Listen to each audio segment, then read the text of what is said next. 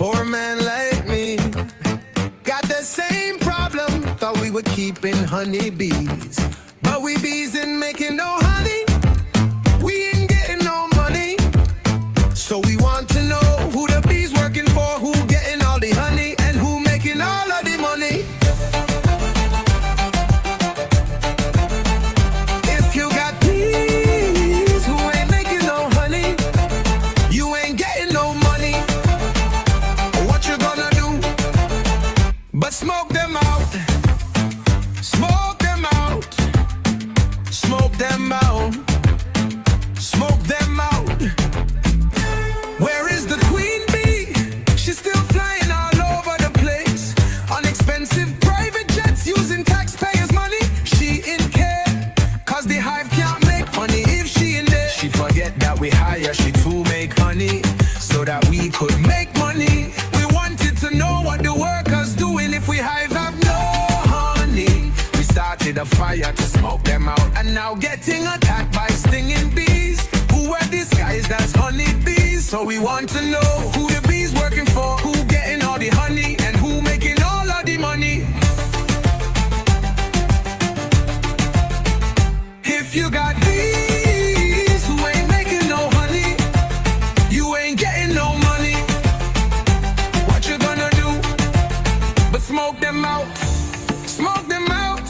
And now getting attacked by stinging bees who were disguised as honeybees. So we want to know who the bees working for, who getting all the honey, and who making all of the money. If you got bees who ain't making no honey, you ain't getting no money. What you gonna do but smoke them out? Smoke them out. Smoke them out. Smoke them out. Where is the queen bee? She's still flying all over the place on expensive private jets using taxpayers' money. She in care, cause the hive can't make honey if she in there. She forget that we hire she to make honey, so that we could make money. We wanted to know what the workers doing if we hive have no honey. We started a fire to smoke them out, and now getting attacked by stinging bees who were disguised as honeybees. So we want to know who the bees working for, who getting all the honey, and who making all of the money. If you got bees who ain't making no honey, you ain't getting no money. What you gonna do? Smoke them out. Smoke them out. Who are disguised as honeybees. So we want to know who the bees working for, who getting all the honey, and who making all the money, and who making all of the money. My neighbor, poor man like me, got the same problem. Thought we were keeping honeybees, but we bees ain't making no honey. We ain't getting no money. So we want to know who the bees working for, who getting all the honey, and who making all of the money. Poor man like me got the same problem. Thought we were keeping honeybees, but we bees ain't making no honey. We ain't getting no money. So we want to know.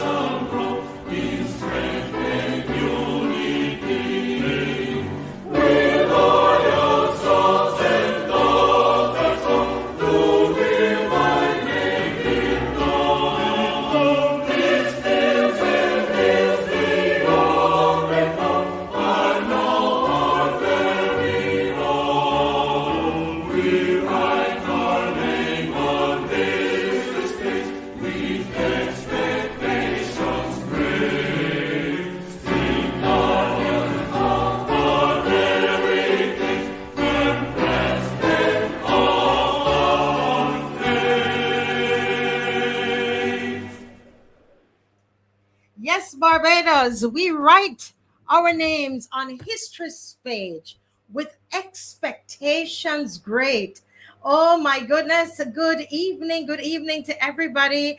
You are watching the Marcia Week show, and we are coming to you live from Barbados. And I'm holding in my hand the national flag of Barbados. And you just heard a beautiful anthem, and that is the anthem of Barbados.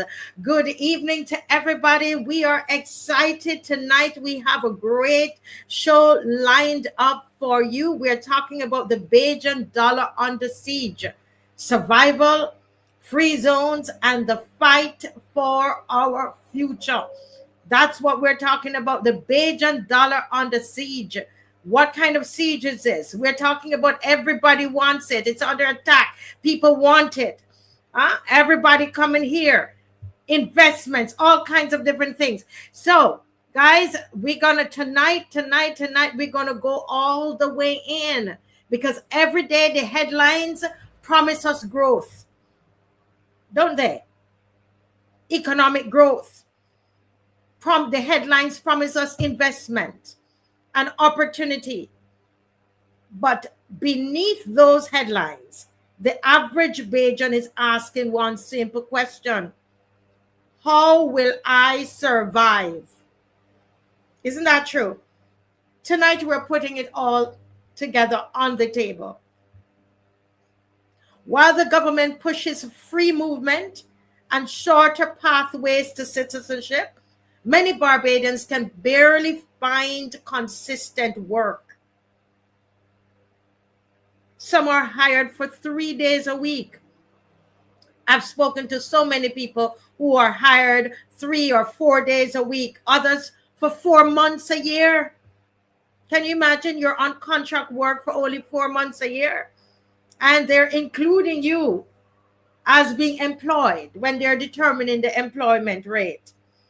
And many of our young people, or skilled tradesmen, or mothers and fathers, are living on the edge of economic insecurity.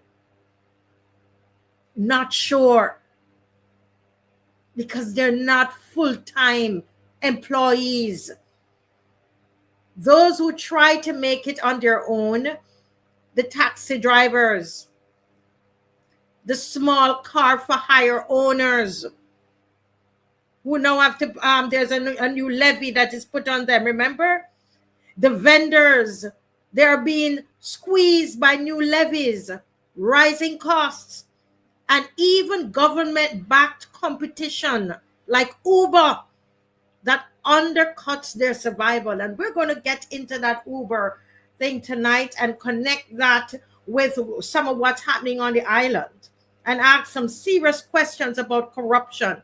How did they get that deal? We're going to ask some questions on here tonight. Don't listen. It's going to be an educational night, and it's going to be some agitation as well. Don't leave. Those who try to make it on their own,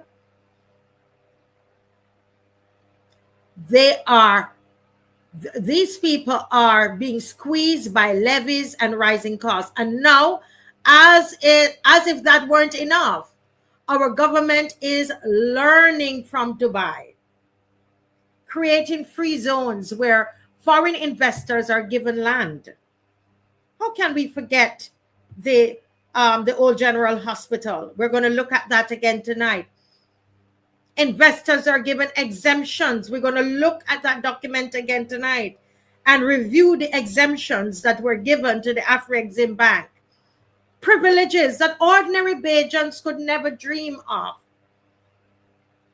But what is really free about this?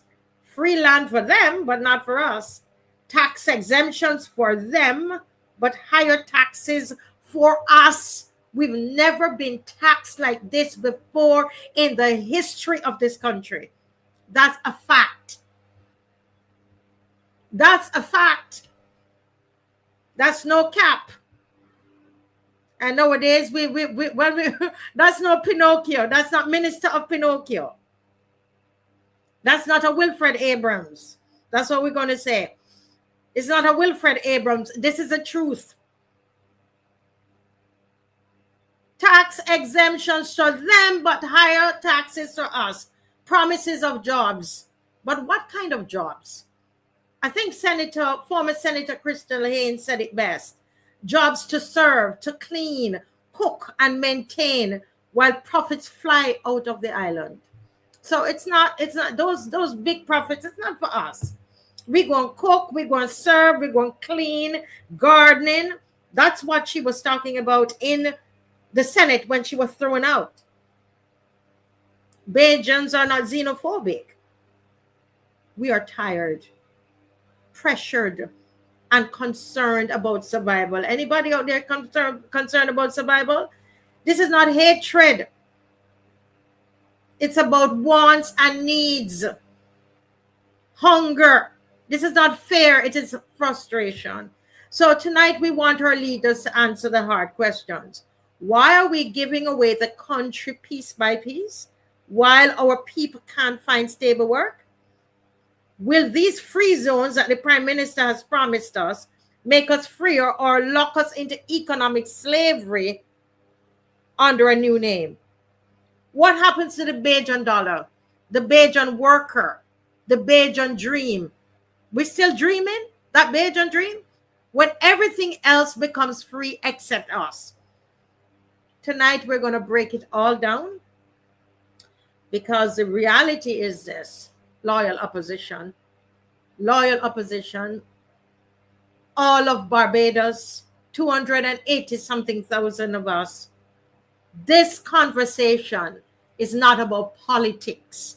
It's about survival. That's what you heard on the street today as those taxi operators, they were crying out for, it's survival.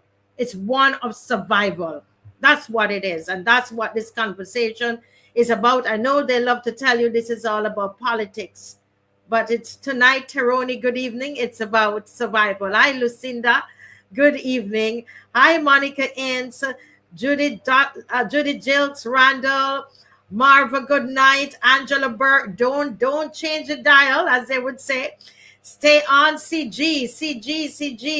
Hi, CG. Hi, Harris, Aaron Hunt, Lori Bob, Mavis Lashley, ADG. Good night, Sir Alfred, Mystic Angel. Why do I feel like I haven't called your name in a little bit, Mystic? Lyric, Lois Jill, Sir Alfred, how is Brooklyn? Shirley, Beverly Prescott, it's a joy to see you all tonight. Tanisha Ford, Iretha.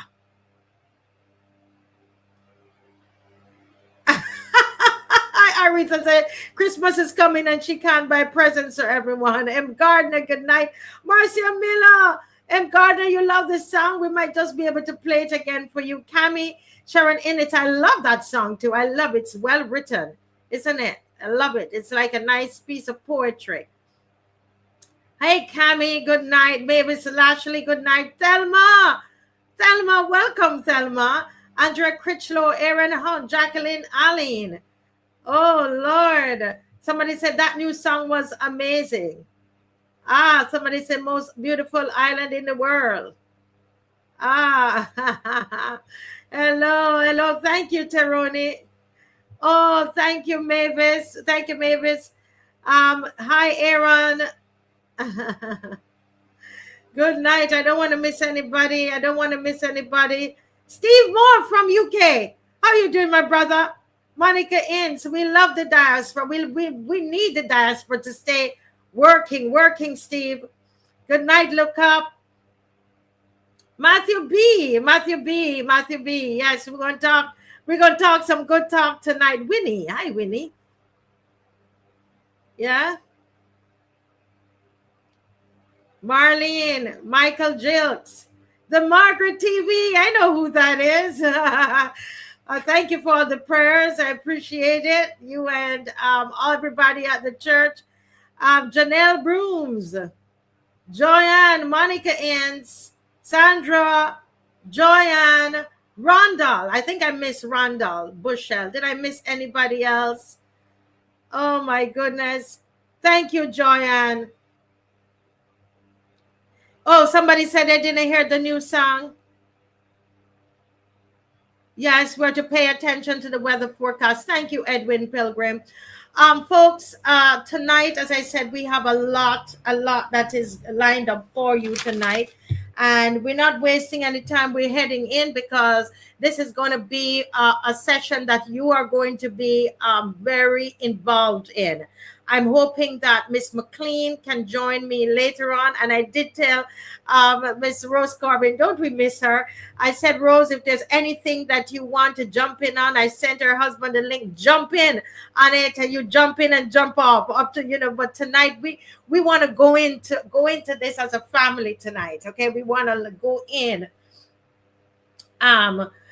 as a family tonight. Okay, now Dave, can you get that document for me? We have a special document tonight, and this document I can't forget it, but this was the agreement between Afro-Exim Bank and Barbados. Who remembers that? Let me see anybody who remember that. It was a document, and this document outlined what our relationship was with Afro-Exim Bank. Yes, and what we were requiring of Afro-Exim Bank. It was the agreement. Who remember? Nobody in the comment section? Dave, can you find it? There you go. Who remember? If we go up to the top of this document, Dave, I hope we can find back our space. Thank you so much. Aren't we happy for Dave, that Dave is here to help us? Yes. This is the agreement for the establishment of a partnership between member states of the Caribbean community and the African Export-Import Bank, Afrexim Bank. Okay, so we went through this document. We were the first to bring this document to you. We brought this document to you before it went to the government. It fell off a truck and sent to us. But we have to go back and look at this document. And the reason we're going back to look at this document, Loyal Opposition, it's because we have been reading about free society that they're seeking, the elites are seeking, along with the government of Nevis, seeking to set up in Nevis. And here it is, our prime minister is saying to us, and we're going to show you that newspaper article, because we want to make sure that we're telling you the truth. Thank you, Dave. You're so on the money. Here's our prime minister, and she is talking to us about what? Free zone. So we're going to make that comparison. We've been speaking about it in the week, myself and Miss McLean and others, but tonight we're going to go into it a little bit more. All right. So we are now at where it says personal immunities, privileges, and exemptions. If you're taking notes, take down these notes. All representatives, the president, vice presidents, directors, alternate directors, officers and employees of the bank, and consultants and experts performing missions for the bank shall be immune from legal process with respect to acts performed by them in their official capacity. What does that mean to you? They shall be immune from legal process. Do you understand that? So therefore, we can't bring a matter before the court concerning them if they've performed the act in their official capacity. So now remember, we talked about in Nevis, the free society, where they will have their own rules, their own laws, their own everything. Now, let's be clear, this is not a free society, but I want you to examine this in light of what the prime minister is saying that Barbados is doing. It's a free zone. Thank you, Teroni, taking notes. Take notes, because we're going to... Thank you, Jacqueline, you got it.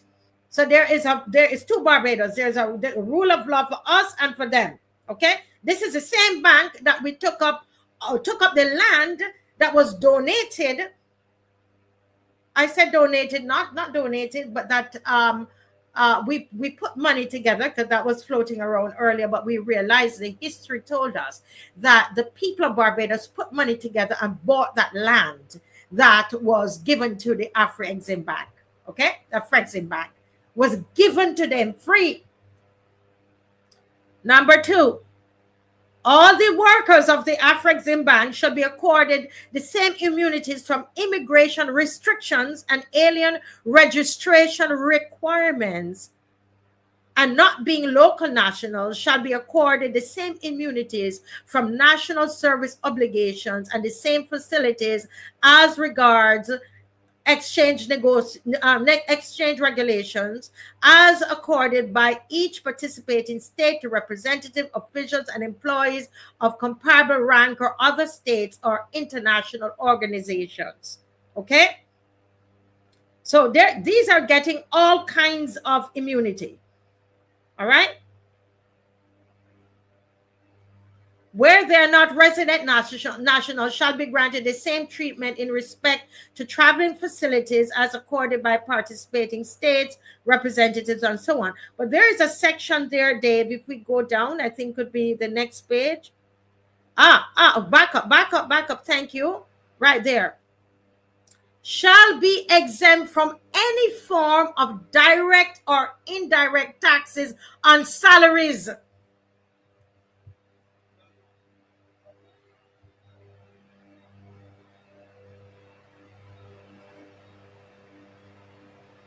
I'm pausing there for you to think about it. Now, these people got free land that we pass a hat around. Barbadians in that time, when there was no hospital and slavery had just been abolished, and people could not get to a lot of people were dying. There was no hospital for us, and they passed around a hat, raised money, bought the land. Right, bought the property because it had a building on it already, so they would have bought the land and the property, so it includes the land. Okay, and transformed it into a hospital so that poor Barbadians were able to go to the hospital, a public hospital. They took all of that up and they gave it away and then told them you will be free from taxes on your salaries, direct and indirect taxation on salaries. Let me see if there's any more. Emoluments, indemnities, and pension paid by the bank. Okay, so I want you to hold that in your mind. Okay, is that page? Let me see page 10. Dave, go up a little bit. Thank you. If there's anything else here, I think those are, you can always, those of you who need a copy of this, I can send it to you. Just a time, I will pause there. All right, I will pause there. So they can't be held legally accountable for anything that they do there at the bank, as employees, as officers of the bank, all of that. And they will be exempt from all taxes. Okay, all right, now hold that in your mind. All right, and we are going to just take a look at a video, a new video, a short video, once again on what's happening in St. Kitts, and then we are going to talk about free zones and what does that mean. When the Prime Minister says that they want us to be like Dubai, we're gonna look at that. What does that mean? Yeah. Yes. Abraham. Abraham says it's a good thing that we can read and write. Correct. Hold those notes. Yes. Go ahead, Dave. Thank you. So, first of all, we did not seek a foreign investor. A foreign investor approached us. Okay. Secondly, those lands have been sitting there for 100 years. Some of those lands, over 100 acres in some instances, are owned by one person, one family. So, if they have not seen it fit to try to develop those lands over all those years that they've owned those lands, What is it are we supposed to do? Tech billionaires have had a noticeable presence in U.S. politics recently. Some are now even practically running the government. But there's something else you should know about, a project many of them are investing in to create alternative models of governance that could have massive implications around the world. It's got a lot of names, but the idea is the same. Free private cities, charter cities, startup societies, zones of progress. The idea is to create free market enclaves with their own rules and laws. But is this really a way to jumpstart innovation and bring prosperity to developing countries as its proponents claim? Or is it just another scheme for the wealthy to skirt regulations and taxes and get even richer? I visited the most controversial one here on this small Honduran island. It's called Prospera. Prospera is building the future of human governance, privately run and for profit. If the people of the world do not like their governments, welcome here. That's why it's become a hub for experimental medical procedures not approved by the U.S. Food and Drug Administration. I came to Honduras with the intention of editing and altering my genetic makeup. I've gotten in the habit of getting crazy medical treatments that are only available in Prospera. I also recently got myself like an implant into my hand here. You can program several things into it, like opening a Tesla car. This is the type of person we exist to attract, right? Many Hondurans see Prospera's ability to incorporate land and create its own laws as a threat to the country's sovereignty. This is like a new form of colonization. It's unfair for foreigners to come to Honduras and build and do whatever they want. Even though previous Honduran leaders cleared the way for these private cities, the current one has impeded their development and is trying to fully dismantle them. In response, Prospera's mostly American investors are suing Honduras for, get this, almost $11 billion. Critics also worry about how much land might be in question. So far, more than 1,000 acres have been incorporated into Prospera. It's land Prospera legally incorporated, but get this, Prospera is allowed to incorporate land anywhere. It doesn't even have to share borders. So this is Prospera, and way over here, this is Prospera too, and down here on the mainland is also Prospera.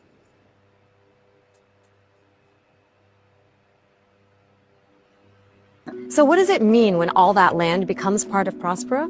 Well, companies and individuals within Prospera pay an extremely low tax rate to the federal government, and they don't pay any taxes to the local government, even though they use Roaton's municipal services. And companies there also play by their own rules. This luxury residential tower within Prospera is almost 2 times higher than what the local Roaton code allows. Why should people around the world care about what's playing out here in Honduras? They should care more than anything because it's the rich taking from the poor, and it just doesn't seem right for Americans to come to threaten us in taking what little we have. And they may say whatever they want, but that threat is real.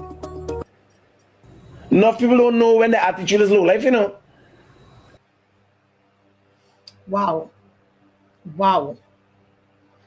Wow. No, you see why we read that document, that agreement, because I wanted to see what it is that what the playbook is, and that this is something that they're doing all across the world. Okay, Dave, before, can you show that article that you showed at the beginning, Dave, with the Prime Minister? And let's just read a little bit of it, because I want you to tonight. You're going to connect the dots. You are going to connect the dots tonight. Barbados learning for Dubai as it establishes free zone. Remember what the person in the video said? It's called different names. Economic zones, right? All kinds of different names. March 29, 2022. Prime Minister Myanmar Motley views Barbados' geographical location as ideal as government moves closer to establishing a free zone on the island. The term free zone is used to designate areas in which companies are taxed very lightly or not at all to encourage economic activity. Ms. Motley, who led Barbados' delegation in a meeting with key leaders on the Dubai Free Zone, says the island is learning from Dubai. She says a draft bill for the free zone is being reviewed.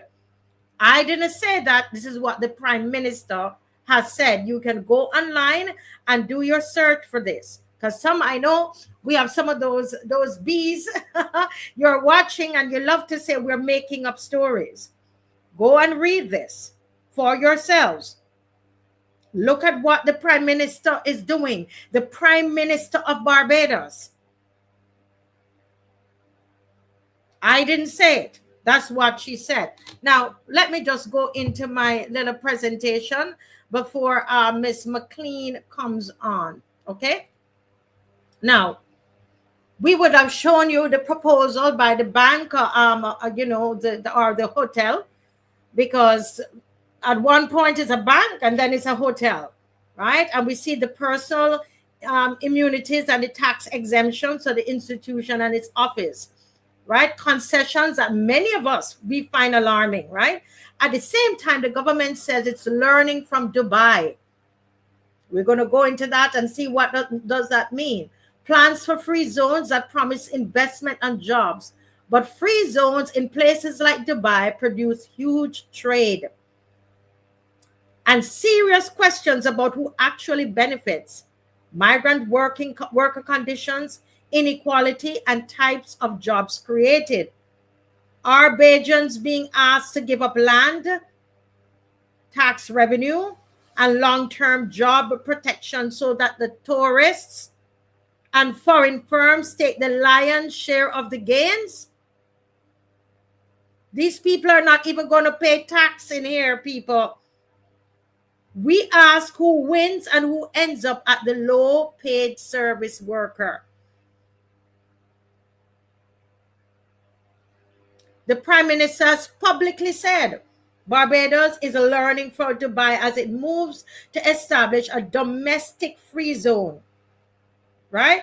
This is an area with tax and customs advantage meant to attract investment. And that the draft bill was under review. Ms. McLean will tell us if the bill went through already. It probably did. It probably did. Now, this is what I believe. This is my opinion. I don't have any facts to prove this one. And when I don't have the facts, I'm going to tell you I don't have any facts. If I'm just asking questions, I'm going to tell you I'm just asking questions. I really believe that all of that is not just the Afrexim Bank there in Bridgetown, but all of that Pierhead project, everything, I believe will be in that free zone. All at the government headquarters, all those hotels. You remember the pictures we showed you? All along that coastline there. All but they plan to set up this mall in Swan Street. All of that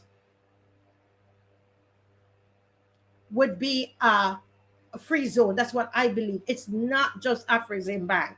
Did you all know that they're still pressuring Savvy on the Bay? They are still pressuring Mr. Kinch.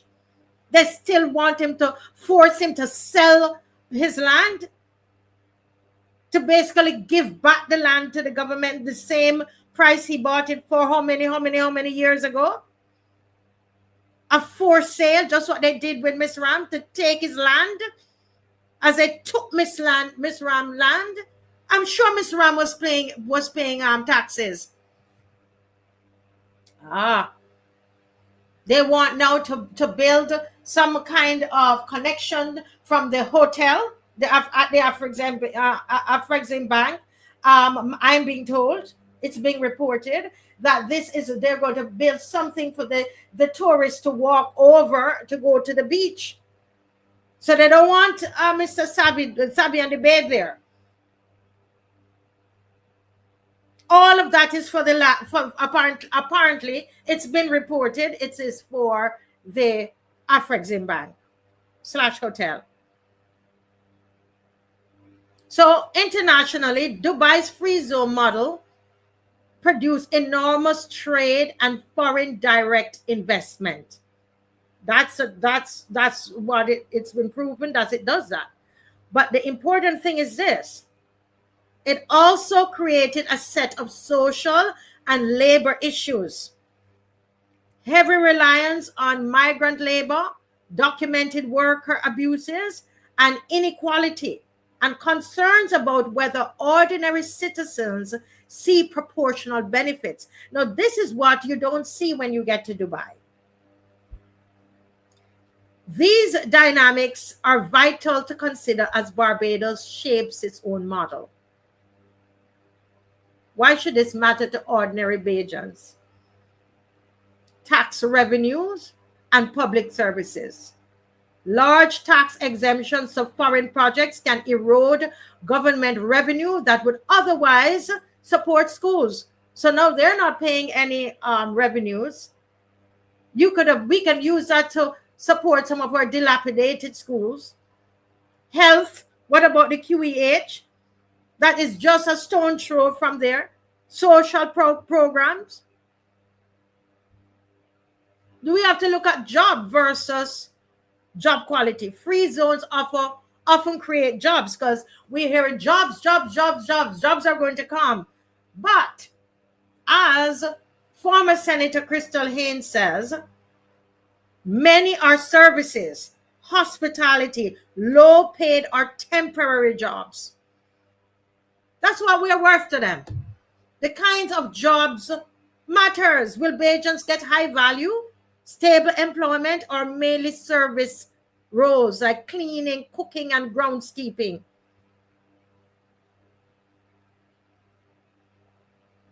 We have to look at land and local business displacement.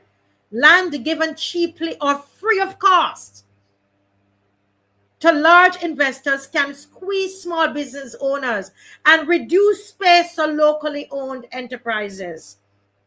Wages and undercutting. If foreign workers or companies can operate under different tax or fee regimes and accept lower wages, local small businesses and contract workers can be undercut.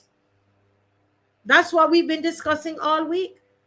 Hence, the Chefette was the first one to run over to St. Vincent over the weekend and recruiting workers. How much are they going to pay those workers?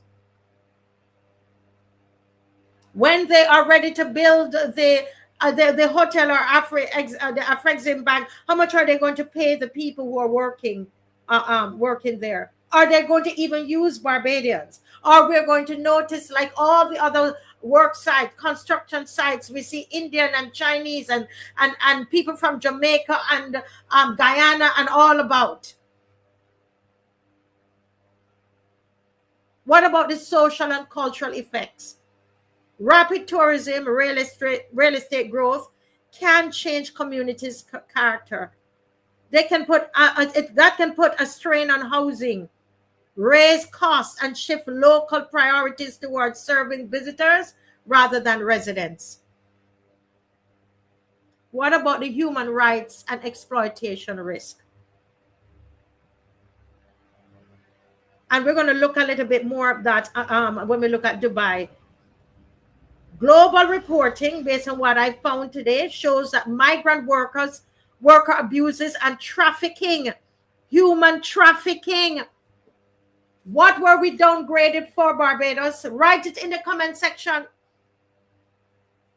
Write it in the comment section. What were we downgraded for? With the way we are going and these large hotels that we're building, I mean, when you drive on the South Coast hotels, West Coast hotels, in town there are hotels.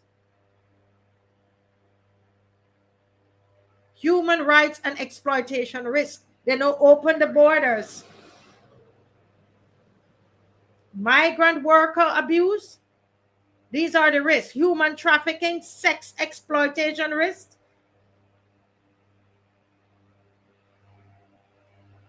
These are some of the risks.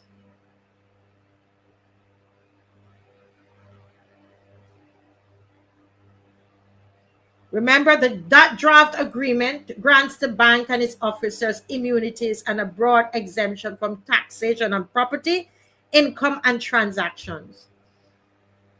I have asked lawyers, loyal opposition, believe me, I have tried, I've asked. Everybody's telling me there's nothing that the citizens can do. So you're going to tell me every time we pass the Afrexim Bank, our belly going to hurt us, our head going to hurt us, there is nothing we can do? I would love for those parties in opposition, find something, do something on behalf of the citizens. Mr. Thorne, if you're listening, do something on behalf of the citizens relating to that bank.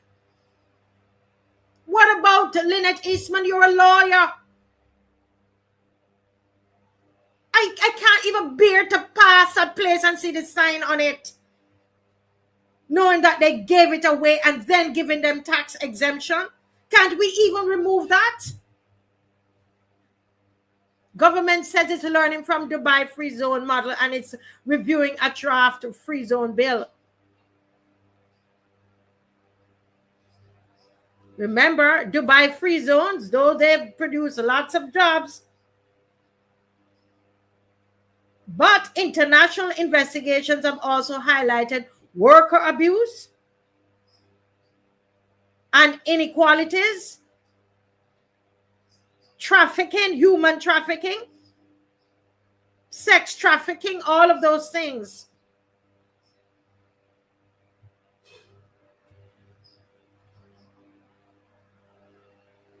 The question is, do you want free zones only if they protect BAJAN jobs and revenue? Or should the government secure the job market first?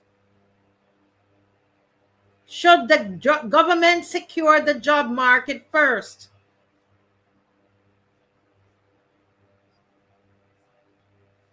Let me just read for you. I researched some things this evening here about Dubai, and I want us to look at that, please. Folks, share up the live while I get this document up. Share up the live. This is so important tonight. This is so important. Somebody said to me, Marcia, when you're talking about bounty and all of that, you have all kinds of people, they join. But once we're talking about these kinds of serious things, sometimes they don't want to join. Yeah? Yeah? So let me just read some stuff for you. The Dubai model creates deep social and labor problems that are often hidden behind its glittering skyline. Everybody, Dubai, Dubai, Dubai, Dubai, Dubai. But the country's rapid development was built on the backs of hundreds of thousands of migrant workers from Asia and Africa. Fact. This is not a Wilfred Abrams moment. This is not a Pinocchio moment. This is real facts here. The rapid development of Dubai was built on the backs of hundreds of thousands of migrant workers from Asia and Africa, people who do the hard, dirty, and dangerous work that fuels Dubai's global image. Reports over the years have documented wage theft from these people, unsafe living conditions. One of these nights, we're going to look at some of these. Passport confiscation, where they take people's passport, and they've been doing that in Barbados. I know that. I've met Jamaicans who said somebody brought them in and then they took their passports and have them working, and they have to pay them a certain amount of money. And limited labor protection for these workers. Meanwhile, the economic rewards are what? Concentrated at the top. The investors, the elites, the expatriate professionals. But the ordinary citizens and lower tier workers remain excluded from much of the wealth that is generated. Dubai's native population is small, has also grappled with rising costs of living. Yes, rising costs of living, dependence on imported labor, and cultural dilution as foreign capital dominates every sector in Dubai. These patterns raise questions to Barbados. Will our free zones replicate this two-tiered economy? One for the elite and one for everyone else? I hope Miss McLean is going to join us soon. Will BAJANs end up as service workers in a country they no longer control, serving tourists, bankers, and foreign investors while struggling to afford housing and basic goods? And if our land laws and labor are being shaped for external interests, where does that leave our sovereignty, our dignity, and our right to self-determination? This is exactly why the Dubai model, Barbados, cannot be copied blindly. Barbados, we must guard against becoming a paradise for investors, but a prison for its people. I'm going to repeat that. Barbados, let us guard against becoming a paradise for investors, but a prison for its people. Just look on the West Coast. Look at what's happening. One of the investors said, guess what he said? We will be Dubai on steroids.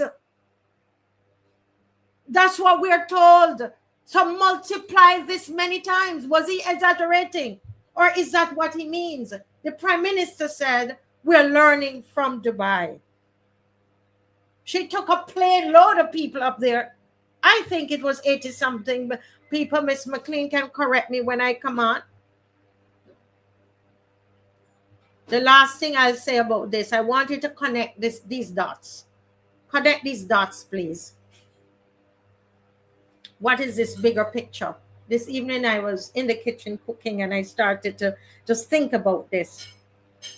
The bigger picture here. Don't you see the connection of the free zones and the immigration policy? Do you see the connection of the free zones and this opening up of the borders?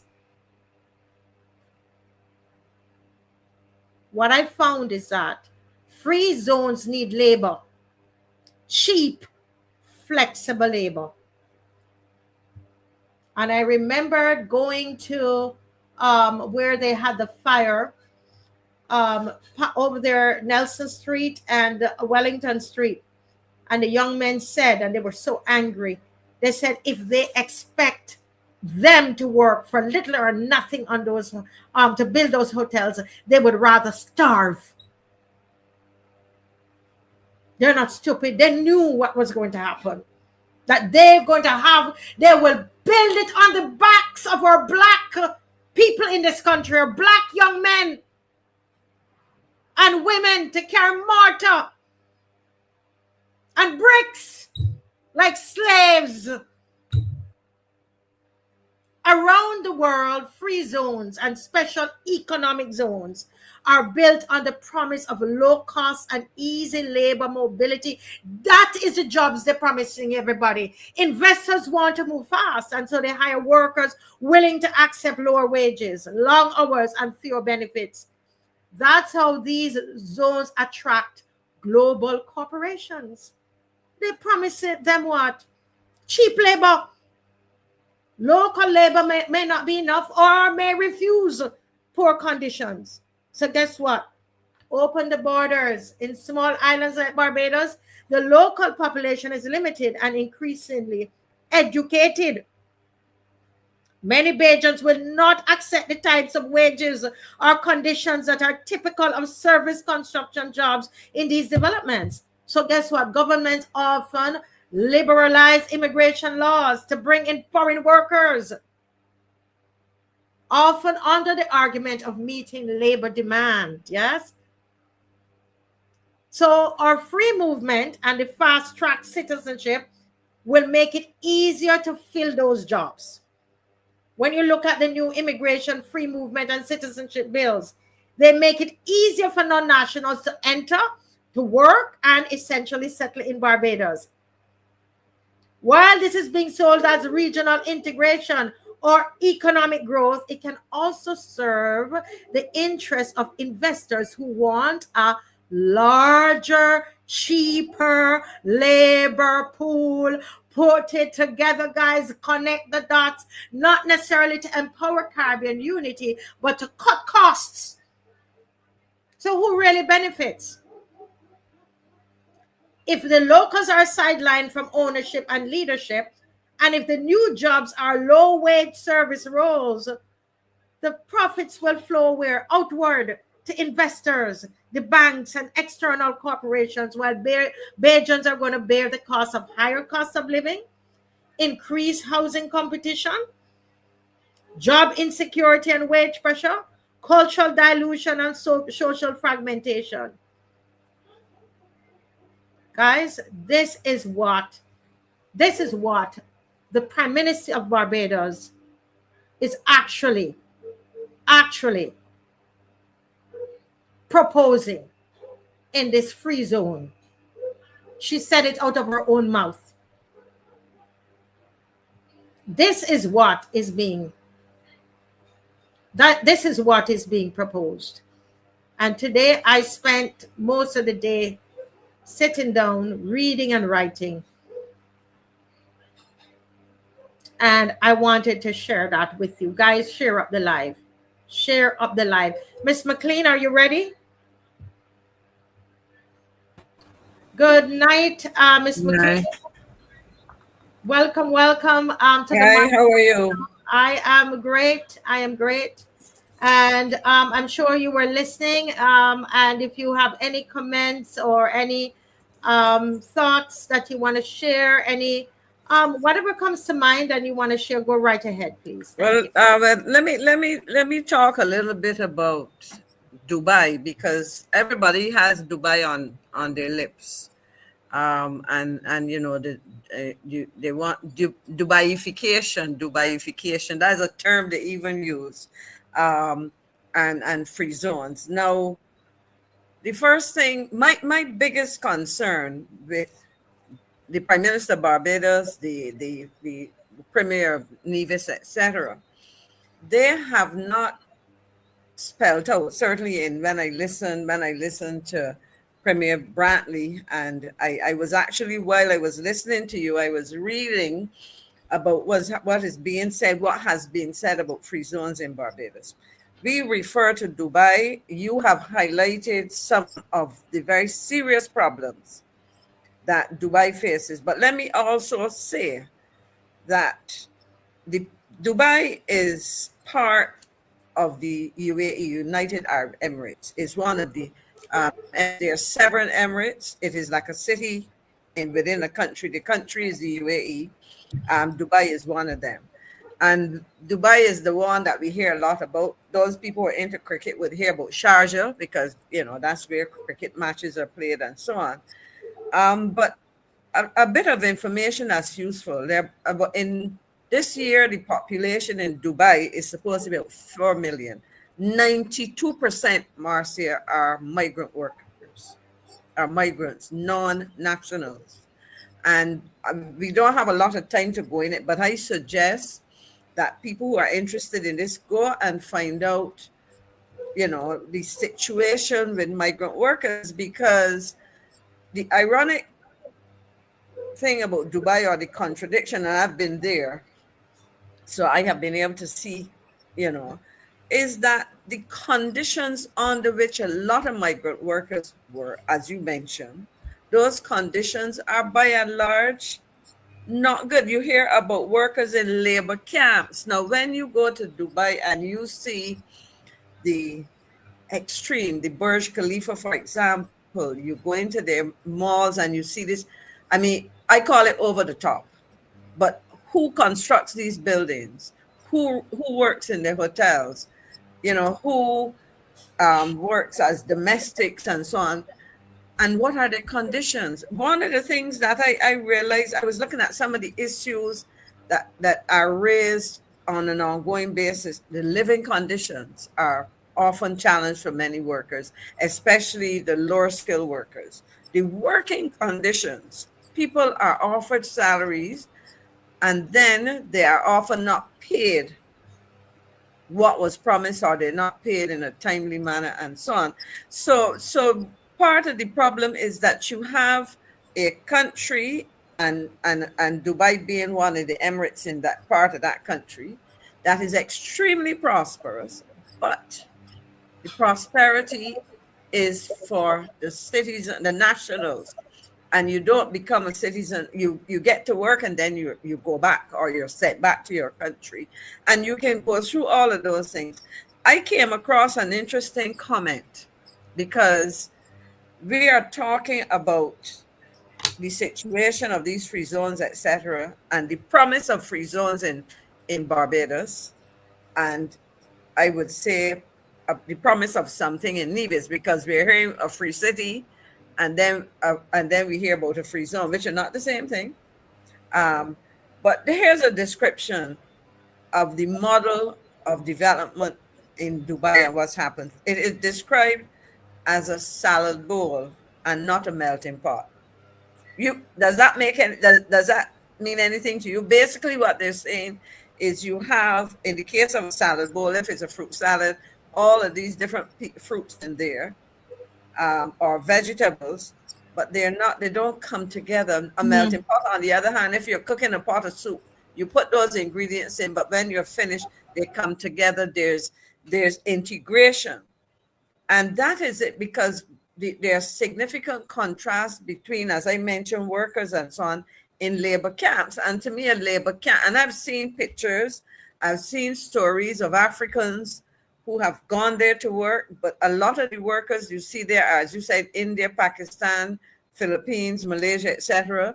In fact, one of the articles I was reading as I was listening made reference to an increasing number of Chinese. Now, understand that China has a massive population, India has a massive population, and they are probably open to opportunities for people to work abroad. So in essence, in addition to the concessions granted by the government in terms of facilitating these free zones, one of the things that you're seeing happen is that the entities that go to establish themselves in Dubai are some of these entities, these companies, these employers are accused of bad treatment of workers. And I think I want to emphasize that, because at the end of the day, what we would have to ask, what kinds of activities are we looking at? But of course, recognize that in Dubai again, because, so that's one thing. For example, when you see construction of these mega hotels, these mega complexes, etc., those things happen, and we hear about what happens to the workers. Now, when we think in terms of the people who benefit, significant wealth is created, but the question in Barbados would be, who gets to share?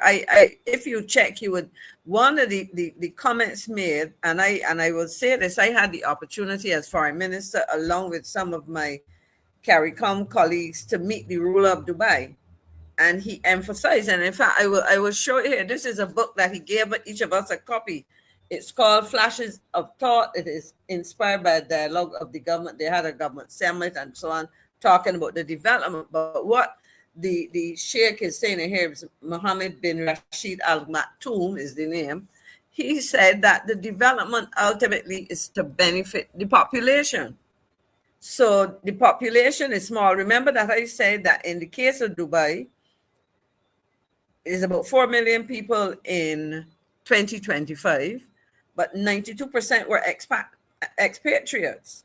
So as the country benefits, what they have kept up so far is that their population sees significant benefits. So the native Emirati from Dubai gets substantial benefits.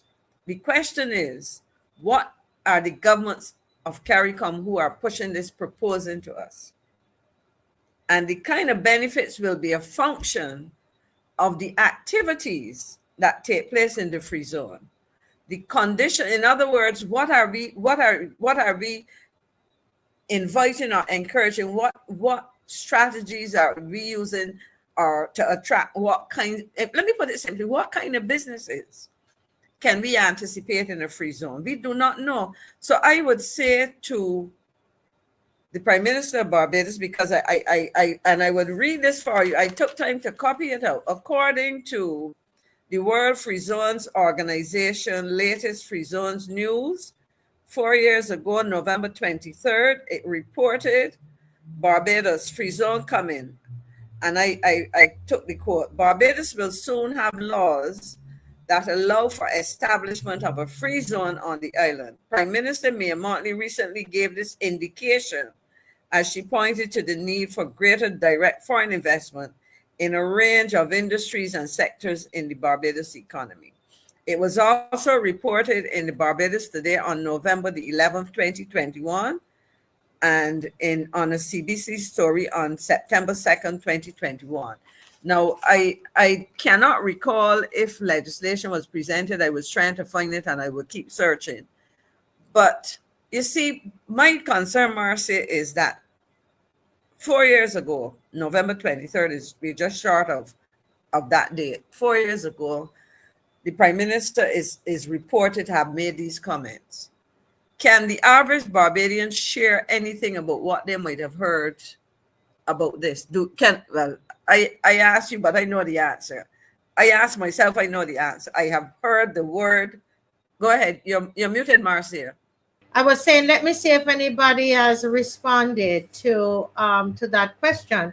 Anybody has heard the Prime Minister speaking again after she spoke about it in 2021 and in 2022. Have we heard anything about that since? If you have an article or anything, let us know, because we want to make sure we're not doing a Wilfred Abram. Okay, everybody, make sure, put the comment there or send it to me. Go ahead, Miss. Yeah. So my thing is that we hear promises, we hear discussion, but I believe that if the government is seeking to pursue a strategy like this, it doesn't spring up literally overnight. There has to be infrastructural development and so on. Negotiations take place with whoever would be the investors or whatever. Talk to us about what you're proposing to do. Let Barbadians understand. Is this a situation where you are going to have persons who are using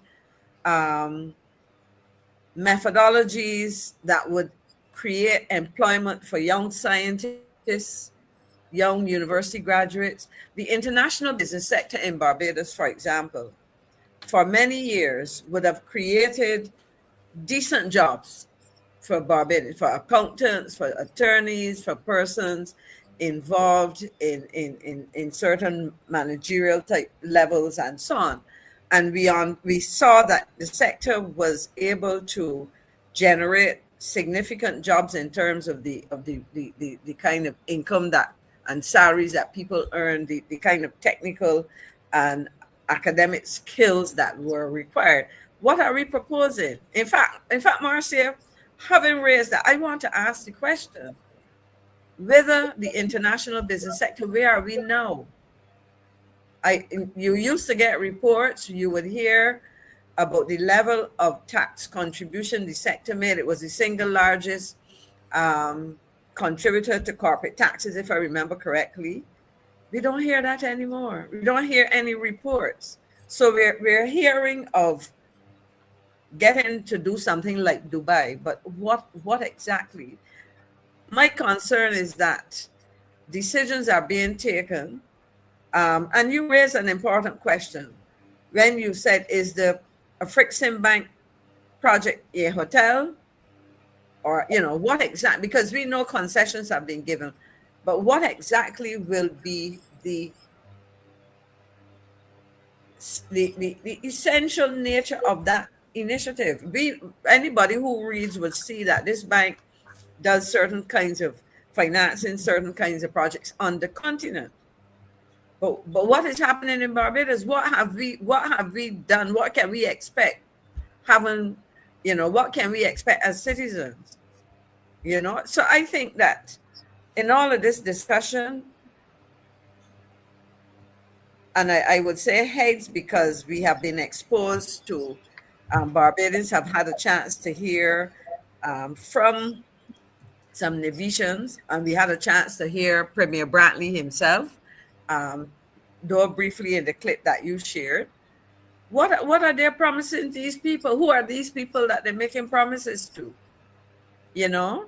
I will say this. Somebody said to me the other day, and I said to the person, I would want some images so that some concrete evidence. But I was told recently of a Russian who has bought significant property in Barbados, buying houses in a particular neighborhood, demolishing them, and has created, I suppose, I would use a term that they use in West Africa, a compound.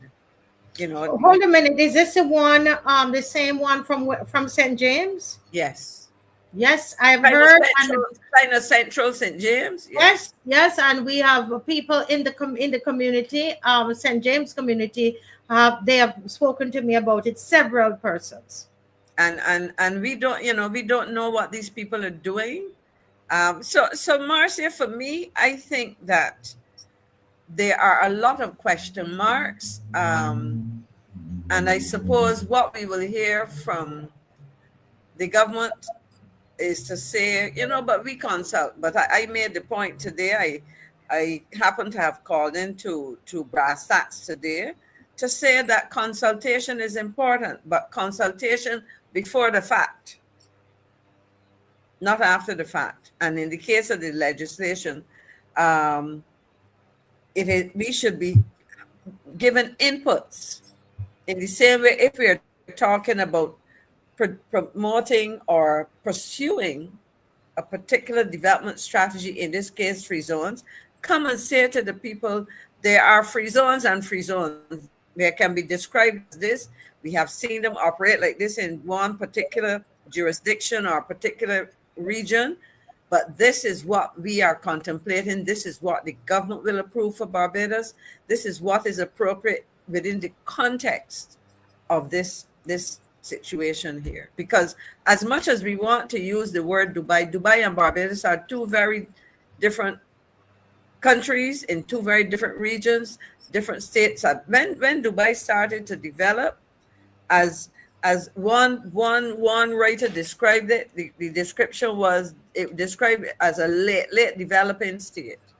And they had the financial resources. Remember, a lot of the initial development was financed by oil revenues, but we are, so in essence, the fact that a lot of local capital was invested also spoke to how they control the development, Marcia. Mm-hmm. But when we are saying, well, we have to go and attract foreign direct investment, and there's nothing wrong with that, but it is how much you attract, and the terms and conditions will determine what eventually becomes of that investment. Yeah. Well, Ms. McLean, we can only put the information out there. I tell you, we're going somewhere from the time when we started. I think it was last Sunday night, and today's Friday. And each night something is opening up more and more, and we're going deeper and deeper and asking a lot more questions. And that's what we want to do tonight. And hopefully, those who are listening will take the time to research about the free zones, economic zones, free societies, go over the show again and go into a lot of the things that I researched and shared with you, that Ms. McLean shared with you. Do your own homework and ask your MPs the questions that you need to ask them. All right. Ms. McLean, thank you so very much. I have some others who are coming on. And as you listen, and if you want to jump back in at about 9 o'clock or so, you are free to do so. I just want to do one thing quickly. Yes. We're talking about the diaspora. We're talking about expatriates. And I want to congratulate a young man. His name is, listen to this, Andrew Thorne. He's an accountant in Boston, I think it is, who was just named in the Forbes 200 top accountants in the USA. And you can put a connection to that surname. He's the youngest brother, I think, of the leader of the opposition. I heard it today, and I said, I don't know if I've met Andrew some years ago. I don't know if he wanted, but that's an achievement, so he can't hide it. He can't hide. And Congratulations to him. They might not have made heavy weather of it, but I thought I would offer congratulations. Just another successful Barbadian flying the flag high overseas. Well, thank you so much, Ms. McLean. As you know, we're always fighting for time. And so we're going to go into the next segment, and you're free to come in at about 9 or so if you're up to it. I know I rush you eating your dinner fast. So I haven't eaten yet. So go and eat, and you can always just jump back in as you feel. Yes. Thank you so much, Ms. McLean. We appreciate that. And that is the information there about Mr. Andrew Thorne, name among. We always love when people, in the diaspora, when they do well. Well, we're going to go right into our next topic, and it says it's not xenophobia, it's survival, the struggle for the BAJAN dollar. And our topic tonight was the BAJAN dollar under siege, survival, free zones, and the fight for our future. And we talked about free zones, and we are now going to talk about survival. This is where we want to talk about the taxi drivers, and we want to talk about the Uber controversy, the car for hire levy. I mean, we want to go into all of these different things that's happening. So everybody just please connect with us, the contract workers and their job insecurity. And to start us off in this segment is Ms. Shaquani Hunt. And we are going to be joined a little later by Apostle Canterbury, and Mr. Alwyn Bob is doing his best to be able to join us. All right. So we're getting ready to go. Right. So it's not xenophobia, it's survival. The struggle for the BAJAN dollar. The core question here is, are government policies strengthening or weakening the economic survival of ordinary Barbadians? Listen carefully. Are government policies strengthening or weakening the economic survival of ordinary Barbadians? Let me welcome Miss Shaquani Hunt. Welcome, Shaquani. And you are muted. Oh, thank you very much, Marcia. Hi, good night, lawyer opposition. Good night, Marcia. It's good to be here tonight. It's good to be here. We're always happy to have you. And as we're talking about bread and butter, survival, I said to myself, the best person on the show tonight is Miss Shaquani Hunt. And I told you we want to get down into it tonight, okay? And where we want to start talking, start our discussion tonight. And loyal opposition, jump in. I'm going to be reading the comments.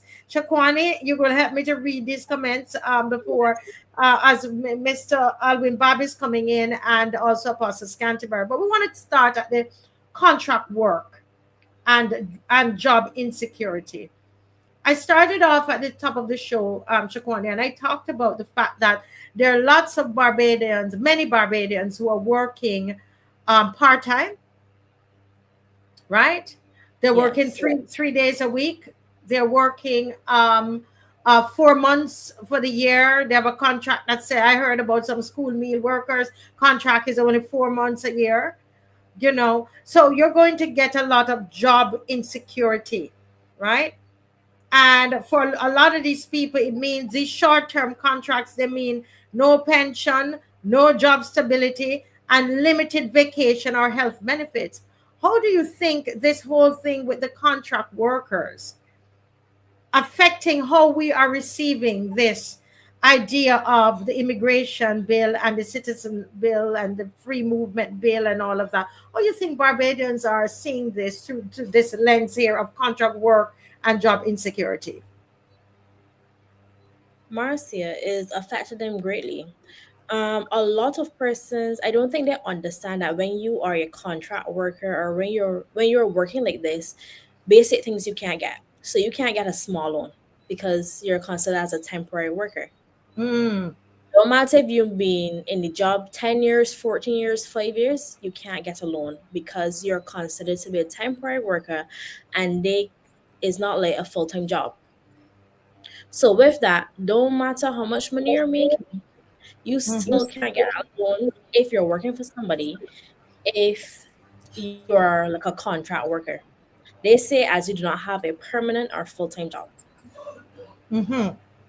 So a lot of nurses, a lot of teachers, a lot of some principals, some auxiliary staff, some persons working in school meals, they can't get loans.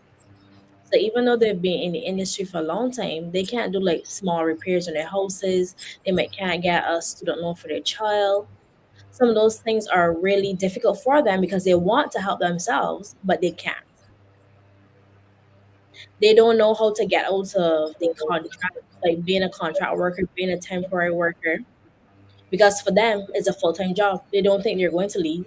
They don't expect the government is going to fire them, but there's not an option for them to not be in this job situation. Mm-hmm. Mm-hmm. I Mm-hmm. know a lot of teachers who are at BCC who are on contracts, On and contract. for them it's hard as well. Mm-hmm. Mm-hmm.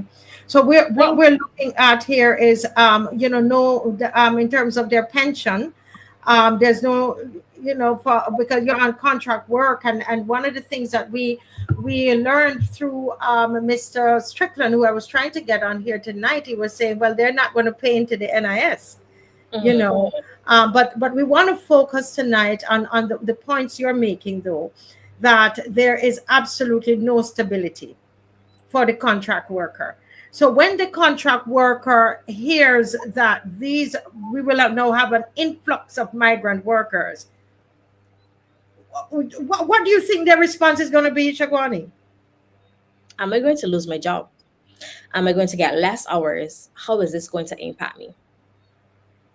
Think about the hospital. We have a lot of nurses complaining that they can't get jobs at the hospital, even though the hospital is short of staff. But sometimes we have nurses from Nigeria, from Cuba, from different parts of the Caribbean, even though we have nurses sitting in nursing exam here in Barbados, doing nursing school, and they can't get jobs in Barbados. And with that, it is extremely difficult for them because they've invested 3 to 4 years, because it's 4 years now, you're doing a bachelor's, and then you can't get a job.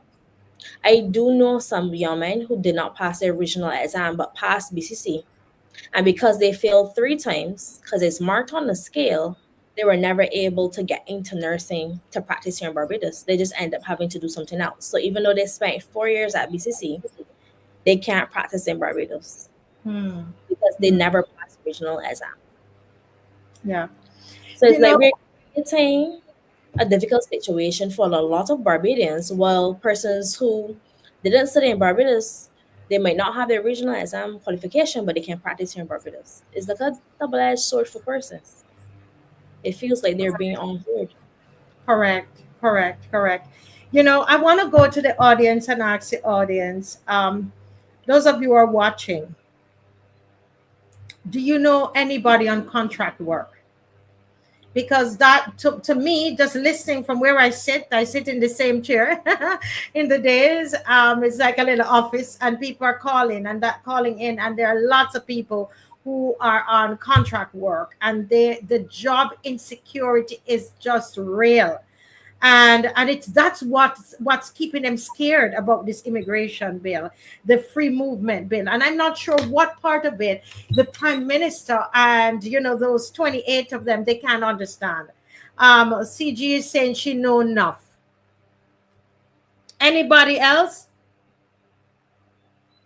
Anybody else? Anybody knows anybody? People on, are you on contract work? If you want to be honest and tell us.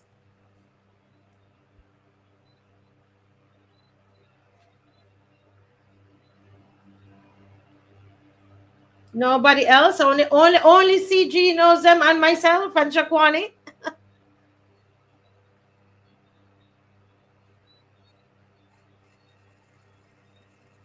Okay, they're in a whole nother conversation. Yeah, thank you, Sandra. I know a lot for 5 years now. She survived by the coolie man. How? What does she mean? Can you explain what she means she survived by the coolie man?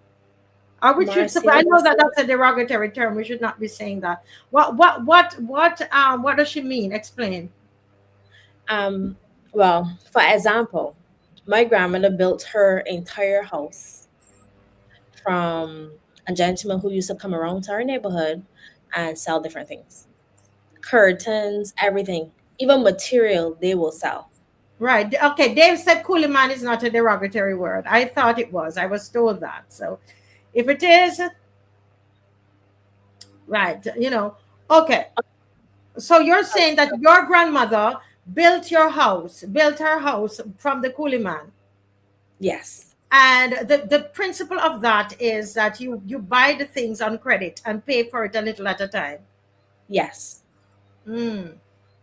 So Sandra is saying that she know a lady for 5 years now. She survived by the coolie man. That's very common in Barbados. You can buy cars, you can repair your houses, you can get tiles, you can get You curtains. can buy cars from the coolie man. Marcia, yes. Okay. Yes. I know about curtains. Because a lot of people cannot get one job letters, cannot qualify for loans, but they still need these items that they can't afford to pay for cash. Right. I see. So it gives them an opportunity to still have things. It might not be, let me see, they might not be breaking your bucket, but they can still have things, basic things. Like, okay, say your fridge breaks down. You can't get an account open at Courts or Standards or one of the other locations because you can't carry a job letter. But there may be a person in your neighborhood who does stuff like this, and you can go to them and say, well, I need a fridge. They may tell you, oh, at one of the locations, or I have a store, come there and pick out the one that you want. Right. Okay. And then you pay down because you can't. I understand. If you go to court, so you have to bring job letter, job this, and so on. So then they help. Okay. Yeah. Sometimes you don't even have to pay down something up front. So you may be paying on a weekly basis, or you may be paying monthly. Yeah. Yeah. And concerning NIS here, and we know that with the contract workers, they don't have to contribute to the NIS. It's a choice, because it's like they're self-employed. And somebody is saying the saddest thing is that the NIS does nothing about this. The NIS knows this is wrong. Nobody ain't touching nothing this woman doing. But but what we want to focus on is just how insecure it is.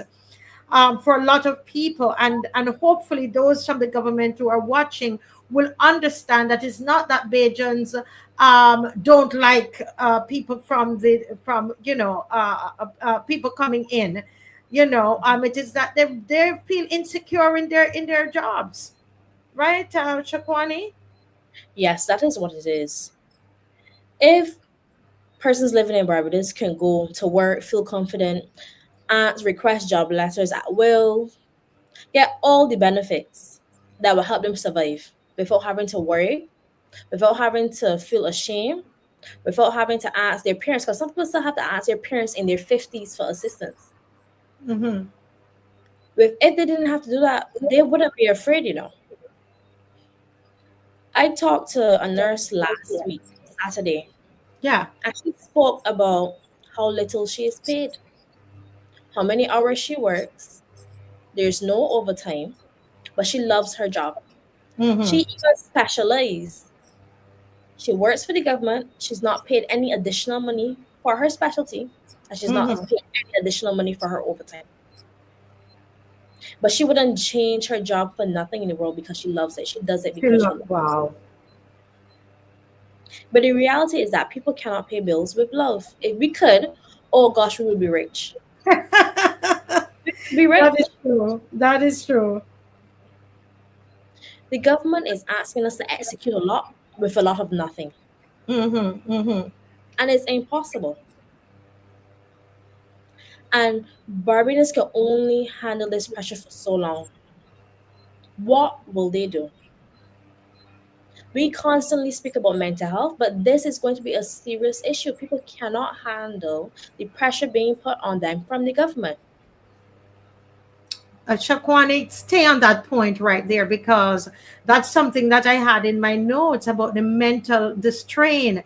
This lady called me, and I've been telling the story. I mean, this one was bawling like a child.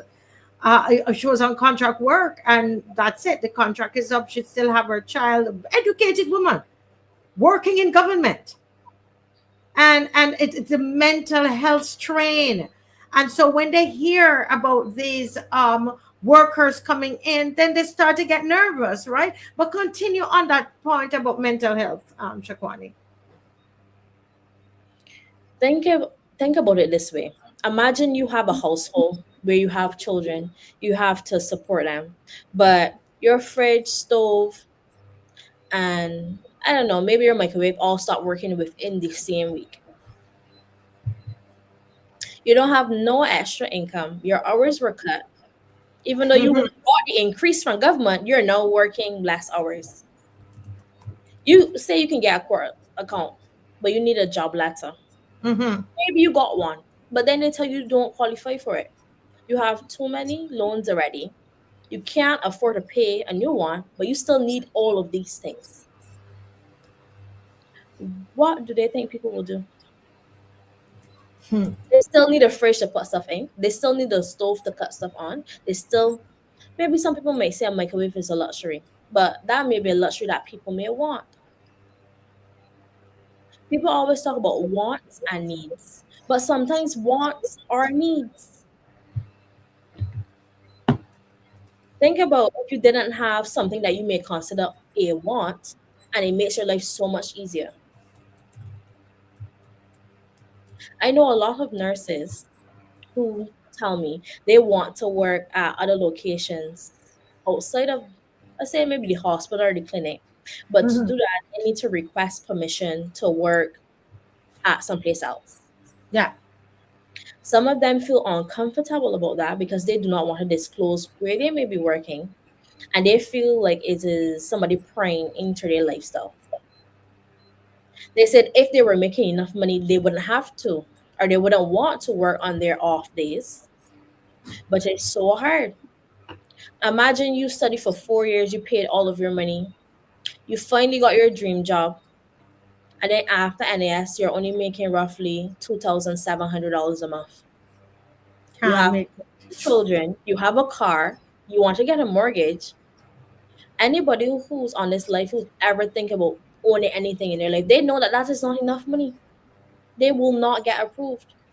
So even though you're an adult, you have children, you have a car, you can't afford to better yourself, get a loan for anything because you're not making enough money. So what is the purpose? Hmm. Listen, this is really, I mean, and this is why I want us tonight, guys, to be real on this live here tonight. Those of you who are commenting, let's be real about it. It is not easy. And so when I hear people say, oh, Bajans, they don't like foreigners. They're complaining because they don't like foreigners. Bajan this, Bajan that. The reality is this, that it is a struggle for survival. And I find even in the supermarket, you will find something that's a deal, and Dave and I will say, yes, man, oh boy, that's good. Give it 2 weeks, and they either remove it or the price goes right up because everybody goes to buy it. So the supermarket, those that own the supermarket, they are trying to make money as well. And everybody is just trying to basically, it's bread and butter. So it's not xenophobia, people. It comes down to bread and butter. We're talking about bread and butter issues. We're talking about going to the supermarket and you used to buy 10 oranges in a bag. I was showing them the other night, and I'm now buying 6 at the same price, and they're smaller. So we are here, and we are trying to figure out what is going to happen. How is this dollar going to stretch inside of this country? Shakwani, Yeah. how that is really what it is. It's a quest for survival. It's really what it is. And when you think about, I don't know if Dave has that, Dave, about the car rental levy. Let's talk about that. In light of the fact, Shakwani and viewers, that when a lot of people, when they cannot find a job, they will say, you know what, let me go and start a business. Isn't that true? Don't you know people that do that? Marcia, I know so many people who do that. And starting a business, one, is not easy in Barbados, and it's not cheap. It seems I know more than one person who owns car rental businesses. And it seems like they make a lot of money, but they don't. Maintaining the cars are very expensive. A person told me they have their H plates. Is a wait time, but they roughly pay for the permit like $7,000 per H plate vehicle. How much? So $7,000. They roughly For pay what? for a permit to get H plate. That went over my head. You sure about that? It's not free. I can stand to be corrected. Somebody could correct me, but to get the permits for these vehicles aren't free. A permit for a ZR isn't free either. You have to pay for that. Wow. So it is not free. I remember I went to rent a car at a time, and I only wanted it for one day. And I was so struggling. Renting a car for one day, we don't really make any business, any money, That's why most people don't rent it for one day. Because it costs me $60 just to clean the car when it comes back. And if I'm only charging you like $80 to $100 per day, that's only like $20 that I'm making. Because when the car comes back in, they vacuum it, they clean it out, they sanitize it, then they gotta top up the oil, the gas, they gotta check everything. They don't know what you've been doing. So they have to get somebody to maintain the vehicles when they come back. But listen, I'm still at the H plates. Anybody out there, somebody saying you're correct.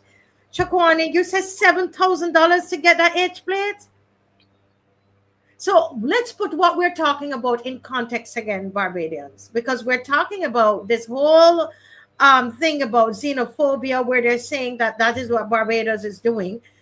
And what we're saying is that when people are on, so many Bajans are on contract. They're contract workers, and those that are employed, so they are not secure in their jobs. And some of them might say, "Let me save up my money and start a business." If they go into the car rental business, say they had a car, like my friend who lost her job, she had a car, but she can't pay the car note.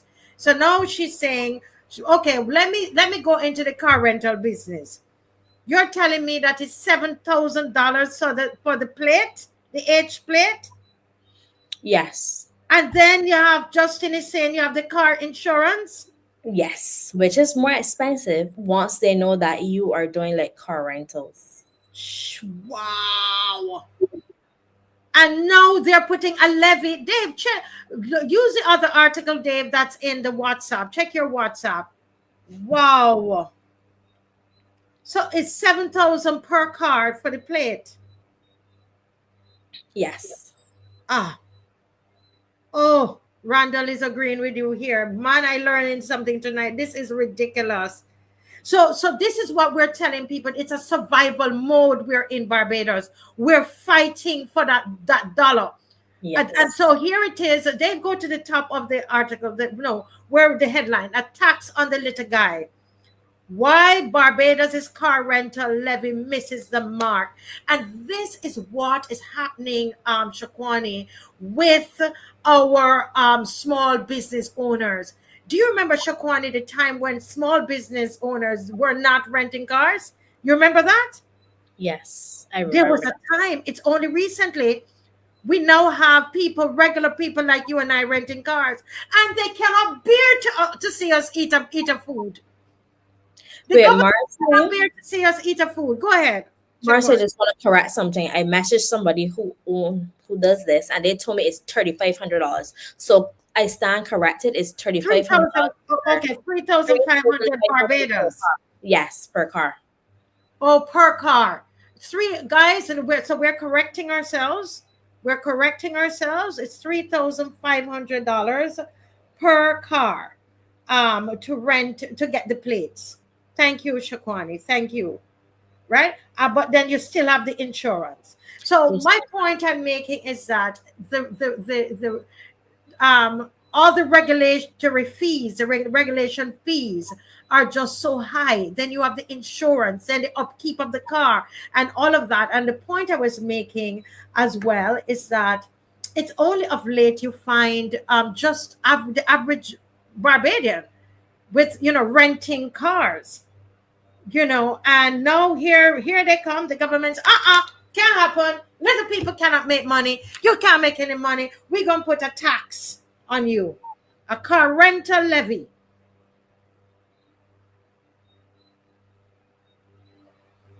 Wow, Shakwani. I think a better way they could have implemented it was when you are, say you're a tourist and you come into Barbados, you have to pay a fee to drive in Barbados. Maybe they could have increased the fee On if the the people tourists. coming into Barbados. Wow. Listen what the article says. Barbadians are heavily taxed. Most taxpayers do not mind paying their fair share. Dave, okay. Let me wait till it settles down. Right, so we're missing stuff on the right-hand side.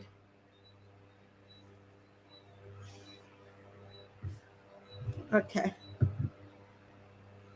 Thank you. Barbadians are heavily taxed. Most taxpayers do not mind paying their fair share of taxes once they can reap the social benefits and enjoy a decent standard of living.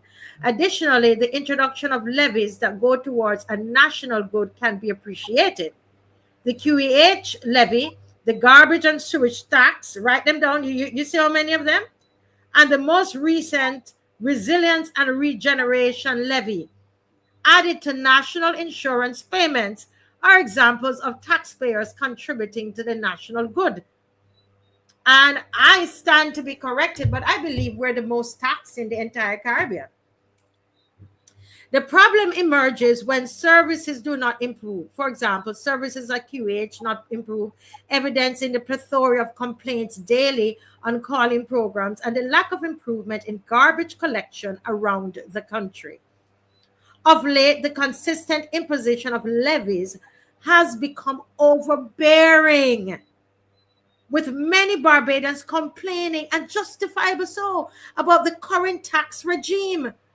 It is ironic that the Inter-American Development Bank 2025-2030 country strategy proffered that private, domestic, and foreign investment is challenged by several hurdles, including a burdensome tax structure.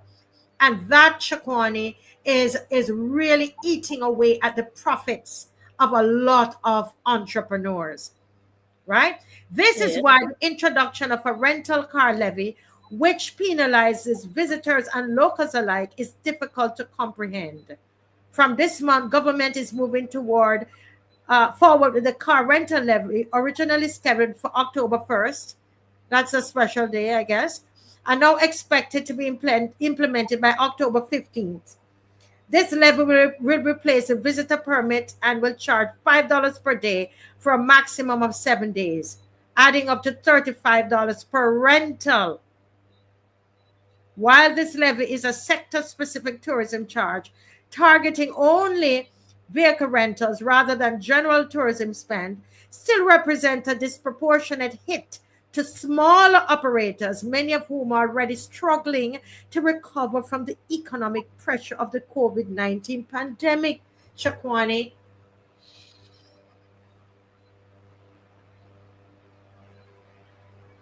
This is what's going on in this country. The picture that I have, when you're little, you're eating something and you have something in your mouth, right? You're eating a sandwich or something, and your little brother or sister playing with you and box it out your mouth. It's like your whole heart drop. This is exactly how Barbadians feel when it's like they're holding on to the last strand of hope. and then they might just see over the horizon, and then something hits them back down. They can't get above water. Because what people are not considering is that one, somebody mentioned the cost of insurance. I was now told insurance for these vehicles costs between $3,000 and up. It depends on the type of vehicle. But what I think persons are not even thinking about is that they have to purchase the vehicle. It is not free. The vehicles are not free. They're either purchasing older vehicles, and they can't be so old because they need to be comprehensively insured. So they still need to be relatively new. And some people may be purchasing vehicles brand new to put on the road. Mm-hmm. With that, they may still be paying off these vehicles. Mm. You know, Stephen Knight says it seems to me that they're trying to push out the local businessman, but they will let the big corporations come in and take over the rental car business. Either way, that's a lot of money. Now, no, here is that this is my issue here, because we're on the point of survival, Shakwani, and we were looking at the whole issue of contract workers. And somebody might say, what does that have? What does one have to do with the next?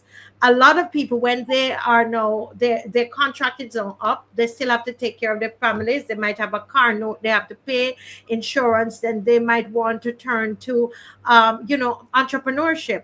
When they turn to entrepreneurship, they are taxed out of their profits. Yes. What are we to do, Shakwani? What are we to do? We don't have enough jobs, or the jobs they're not paying well. We don't get full employment. And when we try to start something on the side, the government comes and boxes the bread out of our mouth. What are we to do? Marcia, I'm going to say you need to take a deep breath because it's hard. It is not easy. I know some other young people, older than me, but still relatively young, not 40 as yet. What they decided to do was come together and sometimes purchase stuff to resell in bulk together as a group. They individually sell to their own people, but to cut the cost, they had to come together almost like if they were a bigger corporation. They had to start thinking outside of the box because they could not handle the duties and the fees as a single person. They decided to come together as a group to tackle shipping in things. So instead of, they will probably ship a container, have containing more stuff, and that way they will cut some of the cost of bringing in one or two, three or four, 5 shipments a month. So you have to talk to other people in the field to see how you guys can work together. I know it seems like, oh, I don't want to work nobody, I want my own. They have many people in small businesses posting every single day, struggling, not making profit. They can't make profit because every single time they turn over, something is increasing. I think I would have mentioned it last time it was on here, but when you go to the supermarket, think about something like saltfish. Saltfish went from $5 a pack last year to $15 a pack this year. Mixed meat went for like $5 a pack to about $15 a pack. So you know things are increasing because things that used to cost little to nothing have increased. And those are things that people would make meals that would feed the family. Sometimes people want to know, who's this person in supermarket every single day? Because they're making money daily, so they need to shop as they get money. That is how it works. So you may see them by the corner shop every single day leaving with a bag, but they can't afford to pay for weekly groceries. They definitely can't afford to pay for monthly groceries. So they have to live day by day.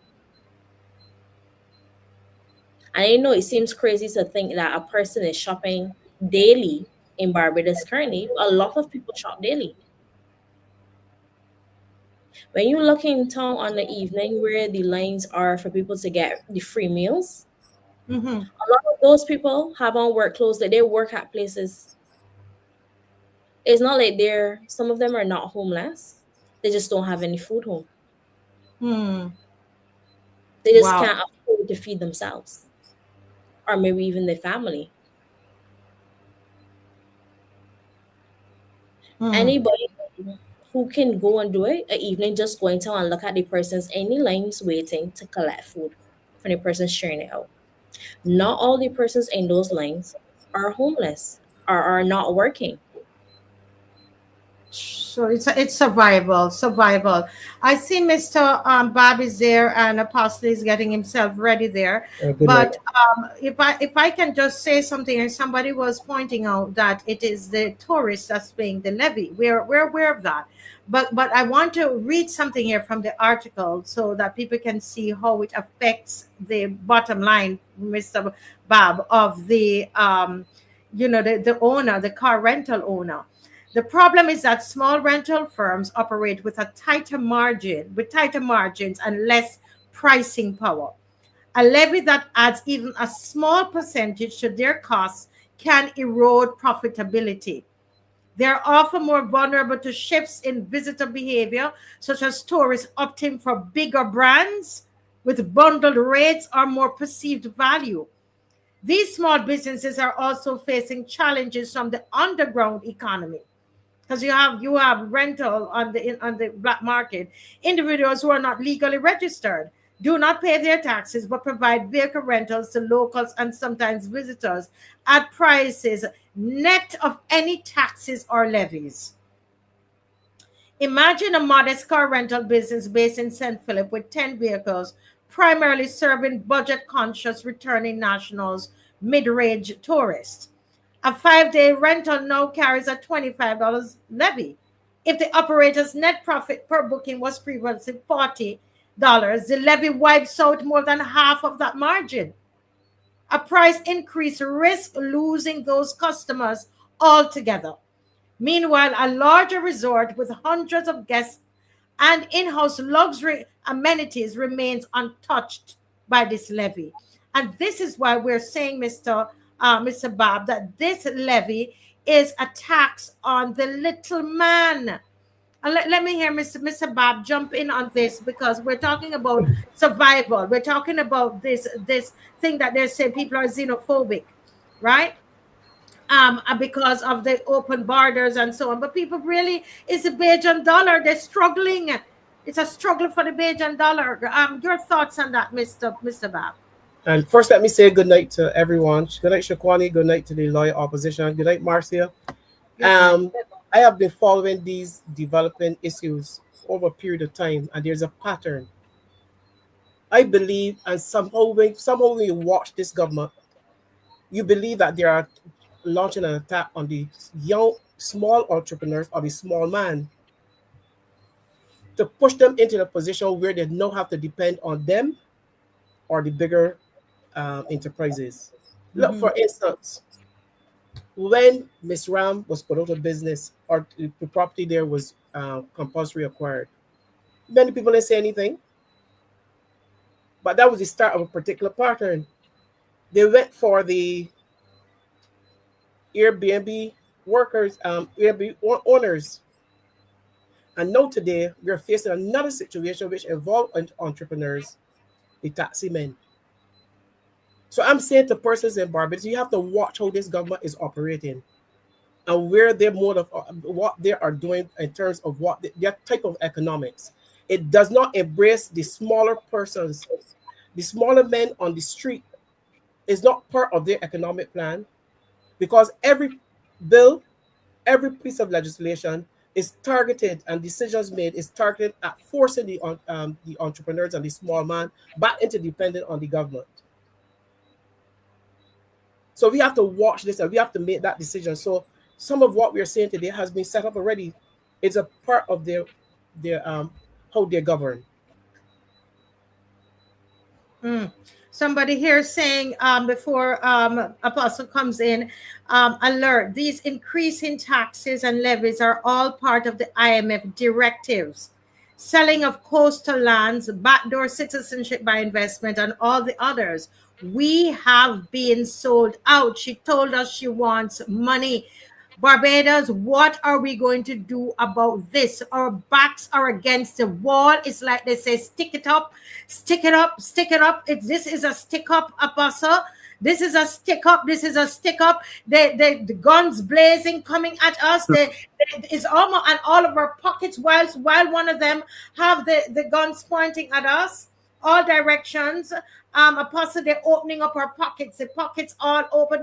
They're in the house. They open up all the drawers. They're taking out everything that we have. That's just how it feels.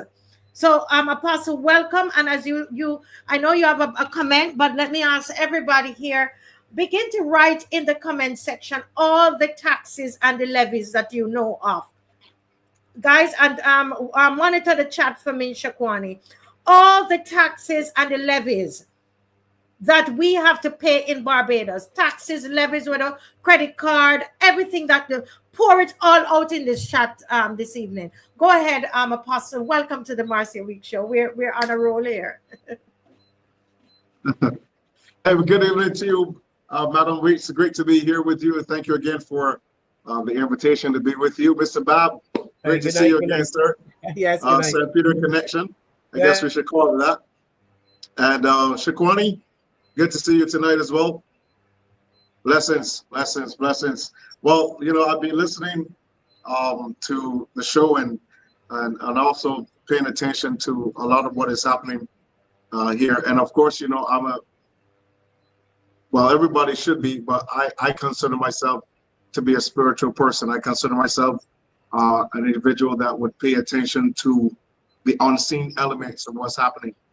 But over my my years of studying the Bible and restudying it from many different aspects, I understand how the systems of the world has worked, either negatively or positively.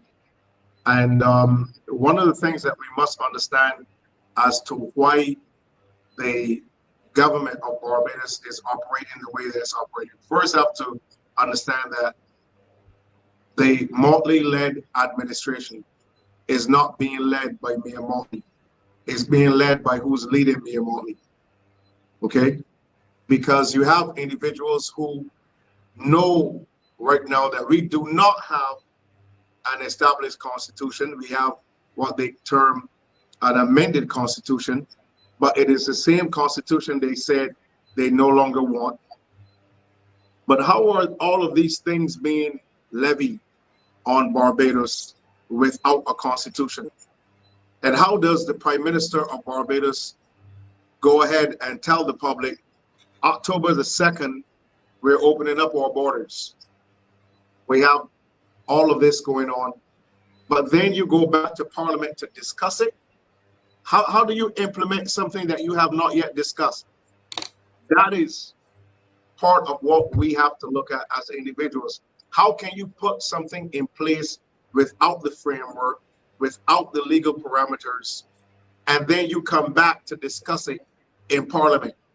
How can you implement something without first discussing it in Parliament? And this is the seriousness of what Barbadians really need to pay attention to, because this type of behavior from our administration, then we got another 28 cowards that are in there. They know that what is being done to Barbados and to Barbadians by their administration, they know it's wrong, and all of them are going along with it. And this is one of the reasons why this administration is on the heels of falling, and they're going to fall so hard, and all of them are going to fall with this particular administration that is beginning to treat Barbados and treat Barbadians as though we have no right, we have no say in what is going on in our own land. Now, let me go back and say this, and I want to say this from an aspect of spirituality. Let me say this, and as a man of God, when I've restudied the Bible, I've seen many times how nations, especially those nations that conquered Israel during their successive falls, from Egypt to the Assyrians, to the Syrians, to the Babylonians, to the Persians, to the Grecians, the Mesopotamians, all of these nations that would have at some point in time conquered Israel. They use one system over and over. It's a system called shock and awe. Okay, so let me say it again. It's an actual demonic system called shock and awe. Okay, so if you remember in Exodus when a Pharaoh arose that did not know about Joseph, the Bible says that he told his people, come and let us deal wisely with the children of Israel, lest when our enemies fight against us, they join with our enemies and get themselves out of the land. And so in an instant, the Egyptian government enforced very hard labor almost overnight on the children of Israel. And that went on for years, for generations, it went on until the children of Israel eventually cried out to the Lord. So in this system, this demonic system that's called shock and awe, you'll go back, you look at Daniel, they'll set up this big statue, tell everybody you're going to bow to it. If you don't bow to it, we're going to throw you in this fiery furnace. And then they'll bring a law. They said, if anybody is caught praying to any other god, we're going to throw you in the lion's den. So it's a system that is called shock and awe. When Jesus came, it was the same thing. If you blaspheme, you come against us, you come against our established order, we're going to crucify you. Okay? So this system is being implemented on Barbadians by this administration. It's called shock and awe. Now, to prove to you that it is this system again, and to prove that the Motley-led administration is using this, and whoever is instructing her to use this system on Barbados and Barbadians, she has agreed, excuse me, she's agreed to go ahead and to go along with it. So in a system of shock and awe, one of the things that you will see happening consciously and psychologically and physiologically is the question of, you know, I can't believe this is happening, or, you know, why is this happening, or how am I going to cope, or how am I going to make things work, or how am I going to make ends meet, or how's my business going to work, how am I going to be able to be successful, how am I going to make money? If those are the questions that are being asked right now, and I am certain that Barbadians are asking those questions, these folk who have their B&Bs, the taxi men who are now asking, how can you just go and give Uber the right to come and operate in Barbados when you know that the taxi industry in Barbados is very fragile at this moment? If these questions are being asked, you know right away you are under a system of shock and awe. They'll come and they'll lower gas prices by 1 cent.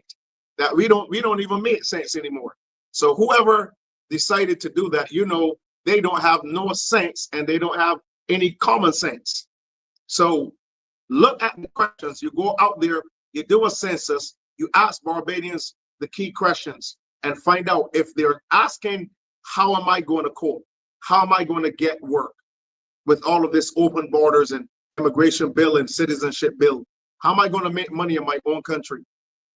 They're asking pertinent questions that tells you that this devilish demonic system of shock and awe is in place. So now they'll come and they'll tell you, okay, we're coming around. If your place is clean, you're going to be fine. You're going to be fine this amount of money.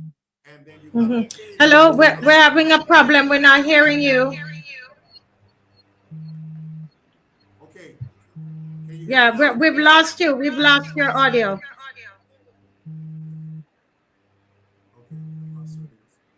Can you hear me? Are you hearing me? Okay. Hello. Okay, Rev, let's put you in the waiting room while we get that sorted out there. But I think, you know, what the apostle was doing, Shakwani and Mr. Bob, is putting everything in context and giving us that spiritual understanding. And in the meantime, we were asking people to tell us the taxes. So can I read? Let me read what they've put there. VAT on cell phones, credit card tax, car rental levy, room rate levy, garbage tax, sewage tax, foreign exchange levy, VAT, income tax, tourism Airbnb levy, fuel tax, corporation tax, health levy, What did I leave off? Did we miss anything? The resilience tax. The resilience tax. Number 14. We are being taxed for showing our resilience and this against this. Yeah, imagine. We want to come up with a tax to show that to tax us for being long suffering, to take on this kind of beating from them. A tax is to show. So this government is something else. There are something else. I think that they have misunderstood. They have forgotten their role as a government, especially with entrepreneurs. They're supposed to encourage entrepreneurship by fostering economic growth, to foster economic growth and drive innovation. And their responsibility is to offer financial support. But we're seeing the reverse. We're seeing them pushing businesses out of small business out of operation, and taxing them are threatening high in terms of the punishment, the fees if you don't meet certain demands. So this government is I don't know how they're thinking. I don't know how they're operating. I don't know where they're getting their advice from. But this has to be a wake-up call for Barbados. We know that we go there, we march for once we see these issues being raised, and we ask everybody to come along, because yesterday it was Airbnb, today is a taxi. So everybody needs to, at this point in time, everybody else is on the track. So when marches are organized to bring attention to what the government is doing, everybody should join in, because tomorrow you will want some person to stand up and support you in your situation. Most definitely. And we're going to go, let me see, Apostle, give me a thumbs up if you're ready to go. Okay, I can see that. Yeah. Okay. Wonderful.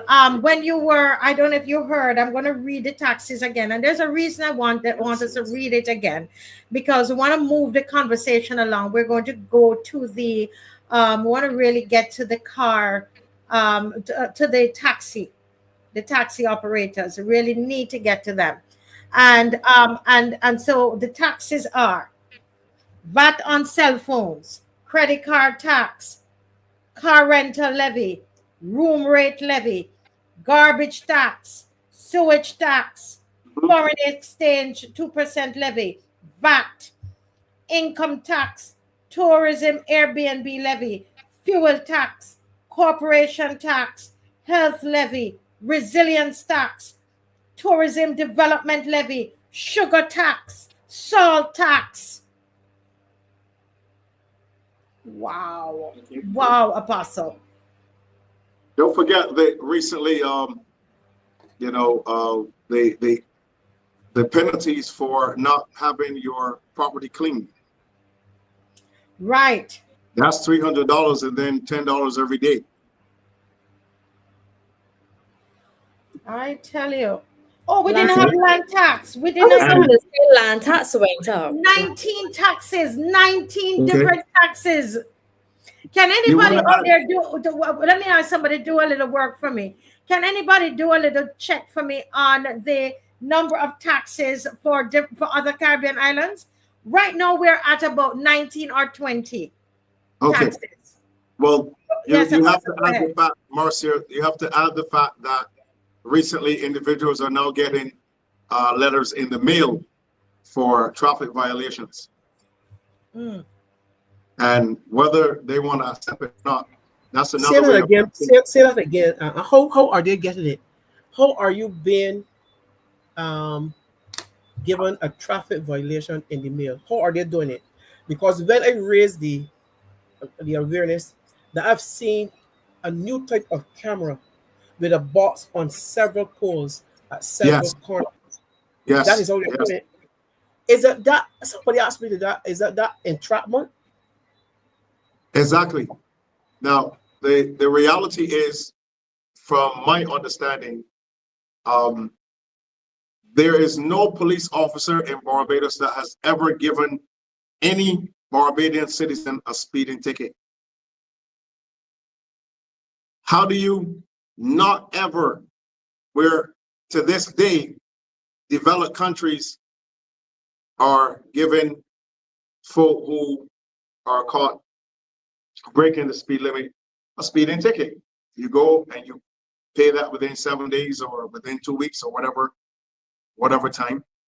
But what I am in the understanding of when it comes to the traffic here in Barbados, which shows that Audio has gone down again, Reverend. I think that you're getting a cut. Yes. Can you hear me? No, it's very low. It's very low. Yeah, we're not hearing very well. What we're going to do in the meantime, guys, we want to I just gone to make sure we can set up for the next segment, which we really need to go into the taxis, the Uber, right? We want to go into that a little bit this evening. And I know that Dave is getting a video set up for us. Dave? Yes, go right ahead. I am very particularly concerned about Uber coming into Barbados.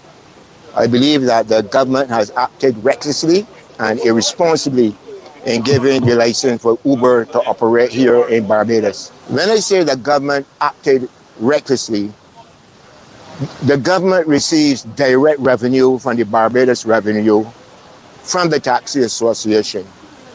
The government receives indirect or receives revenue indirectly from insurance companies.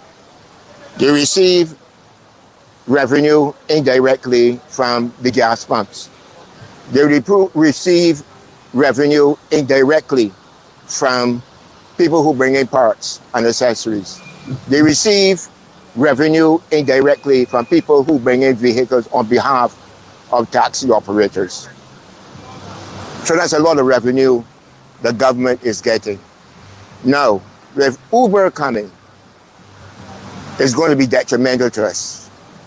From my research, Uber uses privately owned vehicles for their work.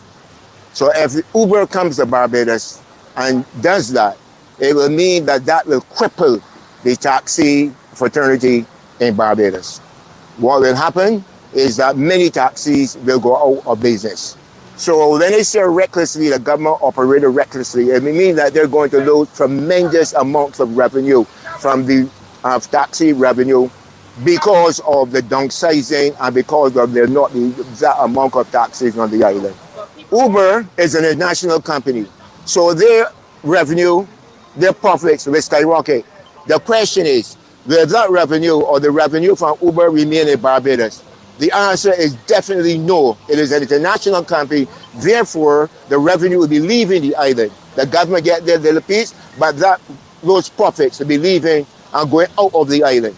Now, Madam Prime Minister, if you really care, what you will do is show the country by having a dialogue with us, taxi operators, so that we'll be able to sit down and deal with this conundrum that is coming to our taxi industry. Barbados is too Uber suit like the big countries like Canada, England, United States, the big mass countries. Barbados too, so we just 2x2. We can't handle it. It can put a big debt on my business because I understand that Uber that's bringing private cars to do their work. So I'm let me know I got a taxi a permit. I give you a good work. I'm I got to 8 to 4 job now, but company evening now and cut me out. You know, he will leave his job and come and do Uber till the service more time. You understand? And he can drive a cheaper rate than me because he got a registered taxi. You understand?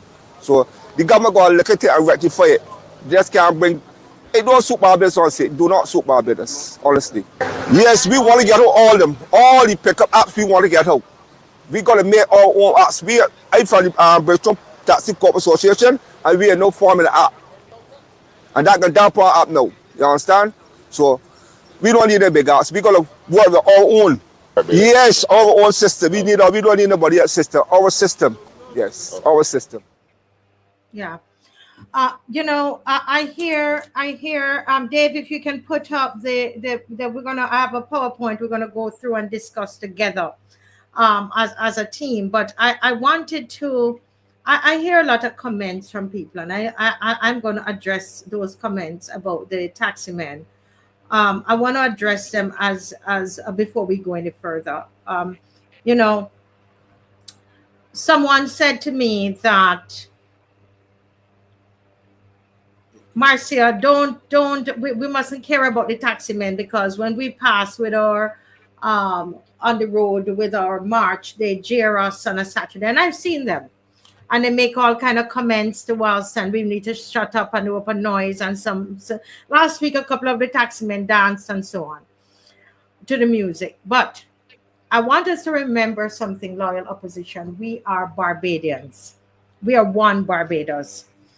And my grandmother used to have a saying that today for me and tomorrow for you. Last couple of weeks, it was the hotel levy. You remember? Am I saying that the hotel tax? You know what I mean? Airbnb. Thank you, Dave. Airbnb tax, the levy, okay, on those people, and the registration and all of that. And we took it up. I don't have no Airbnb. I'm not a small business. I'm small rental operator. I heard somebody saw us out there marching and said, I can bet none of them is a small, don't own any Airbnb. We don't need to own an Airbnb to be marching. So will you stop it? There's one Barbados. These are entrepreneurs. And the point we're making tonight, there is an issue of survival in Barbados. And you're going to say, a lot of you, well, it's good for them. It's good for the taxi operators. They charge too much. Do you know what their expenses are? Do you know how difficult it is to run a business in Barbados? I spoke to a taxi man today, Apostle. The permit alone is $2,500 to $2,700 to get the permit, to get the taxi permit. Insurance is another bit. The road tax, you know that the taxi men, they pay road tax and pay the fuel tax as well.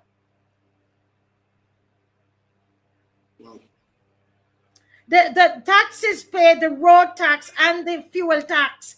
Yes. They do. What about every year? They will pay $2,500 to $2,700 for the permit. And if I'm saying anything, I'm missing out anything, please, guys, put it in the comment section. Shakwani, somebody help me to monitor the comment section, right? $500 every year to renew the permit. It costs a lot of money to be an entrepreneur in this country. I tell you something, they box the bread out your mouth. You were saying something, Reverend Apostle? Yeah, it certainly does. It's very expensive. I was actually having a conversation with, a couple of taxi operators just a few nights ago, and they were explaining, in terms of insurance, and the yearly payments, that they're still making the regular road tax payment for their vehicles, and it's very difficult for many of them that are operating right now their own personal vehicles. And one gentleman actually told me that he got a call, from the insurance company, which is good, but he said, they were calling him and saying, well, your insurance is about to run out, and telling him, he needs to come in to pay. And he said, they told him, I hope your vehicle is not on the road. And he said, no, it's not on the road. It's actually out in the garage. But I mean, it's obviously very difficult right now, not just for these taxi operators, but for any person who is attempting to, operate a wholesome, productive, successful business in Barbados. It's very difficult, and the government has made it difficult for Barbadians to do their own business and run their own business in their own country. That's something that we definitely have to look at going forward. Yeah, most definitely. And I've been told that there is, and thanks for that input there, Apostle, because it just underscores what I'm saying, that there's something called a jockey. And so the jockey is one who uses another person, they run the taxi for the owner of the taxi. All right. And this person is saying that the jockey could be paying anywhere between $400 to $1,000 to the owner each week, right? For the use of depending on the season, right? Yes, ma'am. Of course, some of their own Indians, other people who own these. So the jockey is surviving, is struggling. And I want Barbadians. I mean, yes, the first thing you're going to think, you and I will think is that, oh, well, I will save some money. I want you to think about that entrepreneur who is a taxi operator. And it is because we sometimes, a lot of times, we're very selfish the way we view things. I can save some money, Shakwani, so I don't care about the other person's business that is destroyed. Today, Mr. Bob sent me a message, Mr. Bob. And what did the message say? The person was saying, Mr. Bob, over to you. What did you say? What did the person's message read? I sent you several. Which one it was? Oh, the one that was saying, well, let me say that the one that was saying that, you know what? Well, why don't the taxi men go and join Uber? Yes, that one. Yes. Do you realize what you're telling this person, Shakwani? Somebody who would have saved up money, put money into their business. Okay? You are now telling them that they must close down their business and go and be employed by Uber, because Uber is just going to give them a percentage. They don't own that, Apostle. They don't have their own clientele. The taxi men, they are entrepreneurs. And I don't care what you all telling me in the comment section. I say it always, today for them and tomorrow for you and me. Let us have a heart. Their business as they know it is done. Well, let me say, Shakwani, just a second, Apostle. Shakwani hasn't spoken in a little bit. Shakwani, jump right in. Marcia, one of the things I am wondering, would the taxi men, if they go over with Uber, would they still be required to pay these annual fees that they're asked to pay, well, every year, one, and then two, what is going to happen when they're covering the cost for gas? Because they're only getting a percentage of the money. Uber is going to get a percentage. So, okay, say they were charging $50. Uber now is going to take a percentage of that. From the remaining money left back, they have to put in gas. They have to put money to, I guess, insurance. They have to put money, but they still need to pay the road tax as well.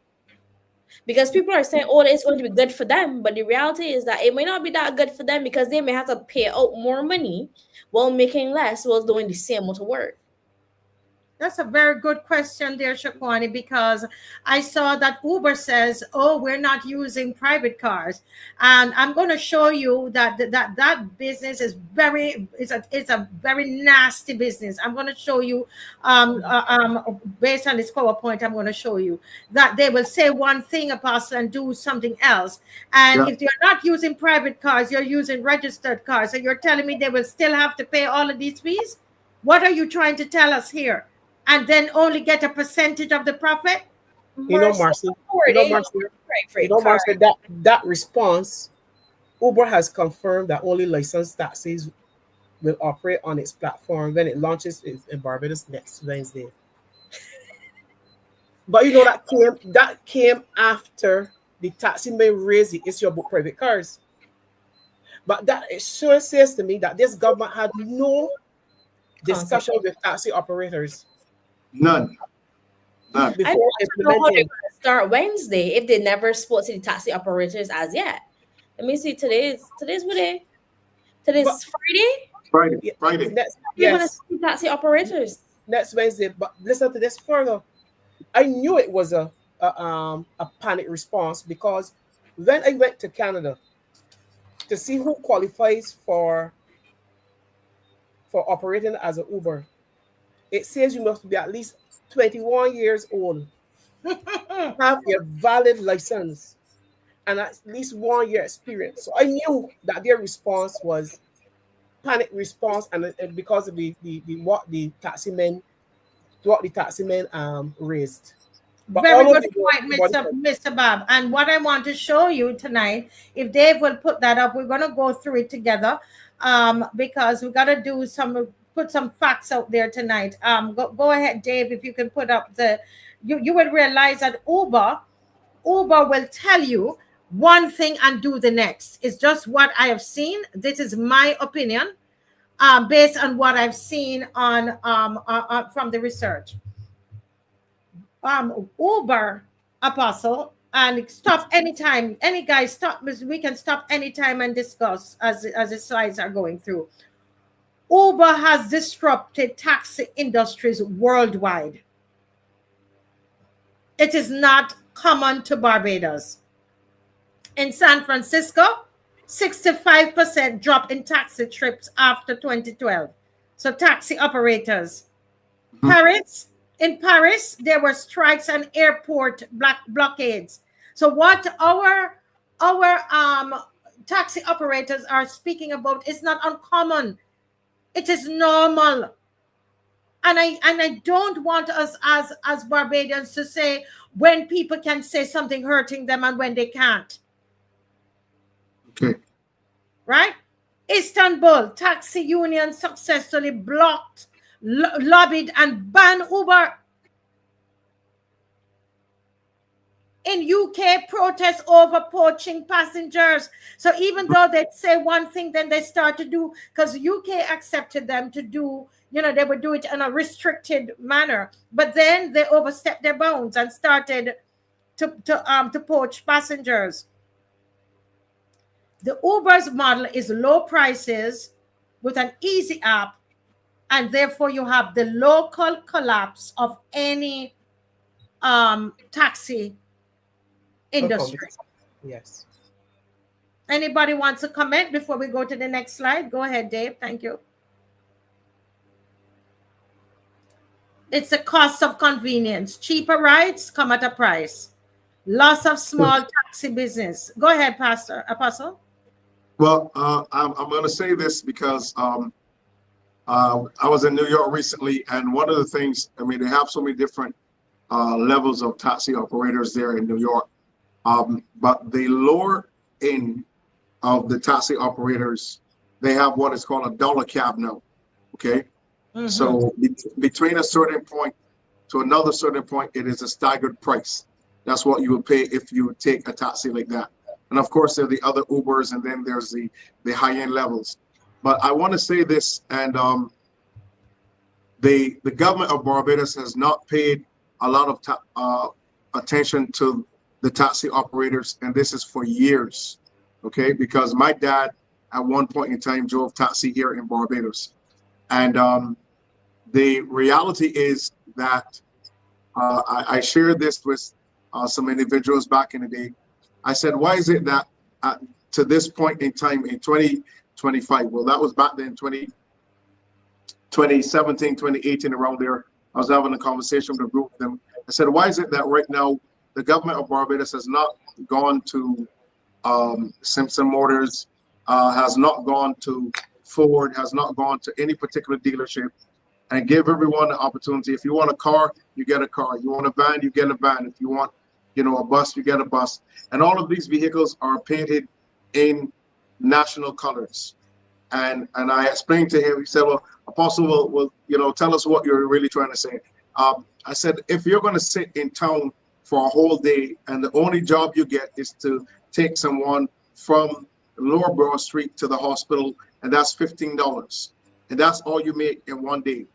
I said, why don't you guys have a system where you speak to the government, and you have a system where which comes into Barbados to come from the port into Bridgetown is a standard either 5 or 10 US dollars, okay, to bring persons from the port, and the vehicles are circling, going back to the port. So if you come off of a ship, your method into Bridgetown is via one of our national taxi operators, which means in one day, if you go home with 50 or 60 or 70 US dollars in one day, and you come back and you have that system that is running, then at the end of the week, it works for you.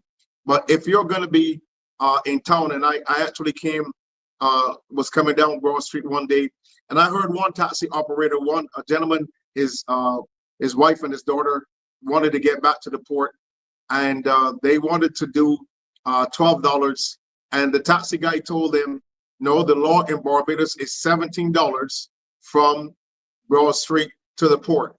They wanted to pay $12, and he demanded of them.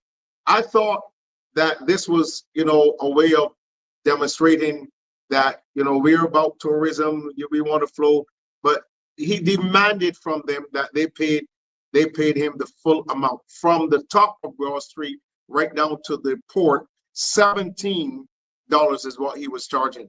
So this is why it is so important for the government to be involved in what is going on, because it's now become a dog-eat-dog world, where in many cases a lot of what is set for taxi drivers to operate with, many times is outside of the boundaries of what's fair. And what we need in Barbados is a system that is fair, that works for everybody. And I do not understand why in 2020 people are still coming to Barbados, and the only way you can tell that it's a taxi is because there's a Z or a ZM on it, or some.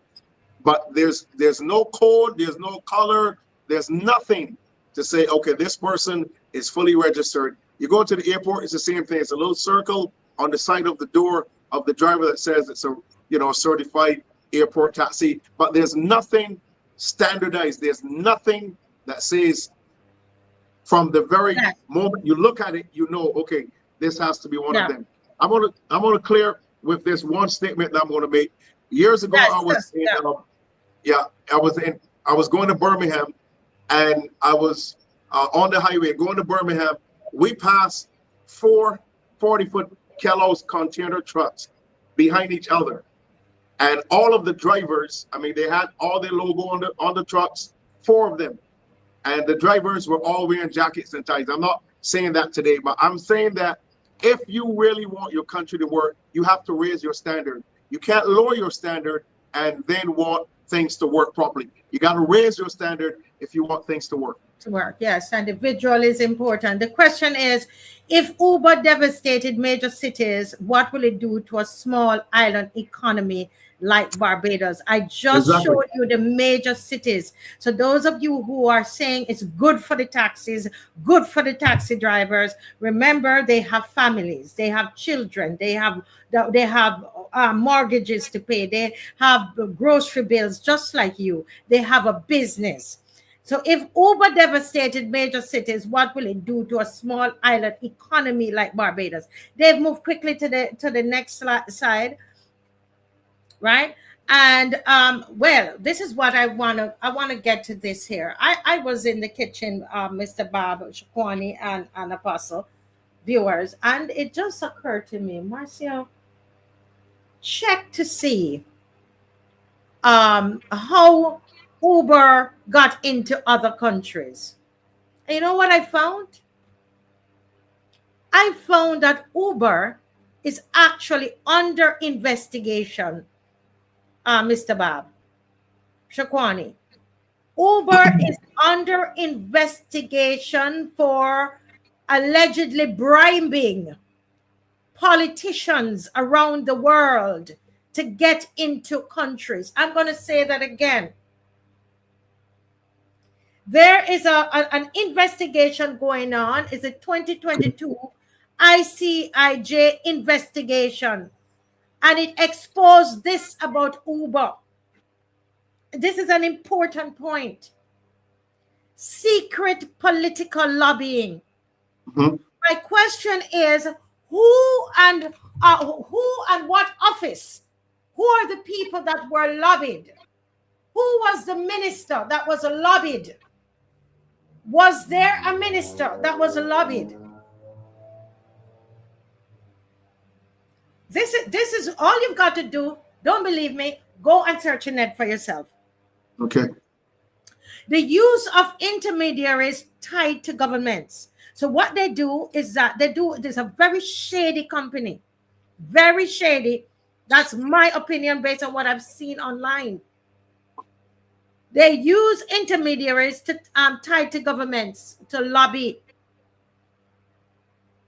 They are being investigated for potential violations of anti-bribery laws. Actually, based on the ICIJ investigation that I found, it exposed that Uber admitted to breaking the laws for faster expansion. Okay.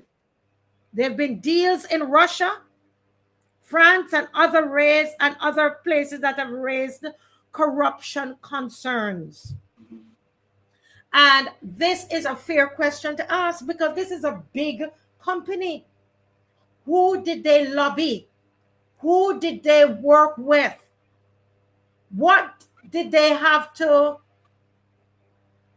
give? Let me put it that way. Is Barbados the next place? Global trend is that Uber enters and the laws adjust later. Who is opening the door for Uber here? You mean who has opened the door? Who has opened the door? Exactly. Are there any backroom deals under the guise of innovation? We have to ask this question. Because there's a general, the last thing I say here, Apostle, there's the general point here is this. The general point here is this, that if they've done it in all of these countries, just go and research it yourself. You will see there's a lot of bribery that has occurred to get the Uber into different countries. Then there's a big question mark over Barbados. What happened here? Apostle. Yeah, well, from what we're seeing, this spells danger for the Taxi Association in Barbados. And what we can clearly understand from this is that the government has already sat with Uber. They've already sat with all of their specialists and all of their strategists to determine how this framework with Uber is going to materialize in Barbados. And it means that with their tourism strategists and specialists, they've already determined how we are going to be moving people around in Barbados who are already accustomed to operating and functioning with Uber. And please understand that we've had several situations where crimes have taken place with Uber vehicles and a lot of serious infractions along with folks who have been using it in other countries. So for Barbados, such a small and still developing country, I mean, we have 11 parachutes. We want to find out how are you really going to structure Uber in Barbados? That's a key thing that we have to ask. But also the framework and how is it going to affect our already established taxi association. And from we've seen so far with your slides, it doesn't look like it's going to end well for our taxi operators here in Barbados. It certainly is not going to work that well for Barbadians who have been put under pressure in the last number of years in terms of, you know, our level of vehicle operating. And this is, again, final point. We already have such a major congestion on our roads with the current level of vehicles that we have and quantity of vehicles we have here.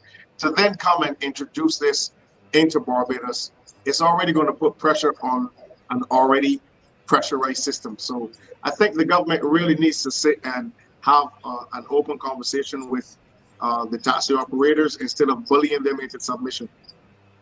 Yeah.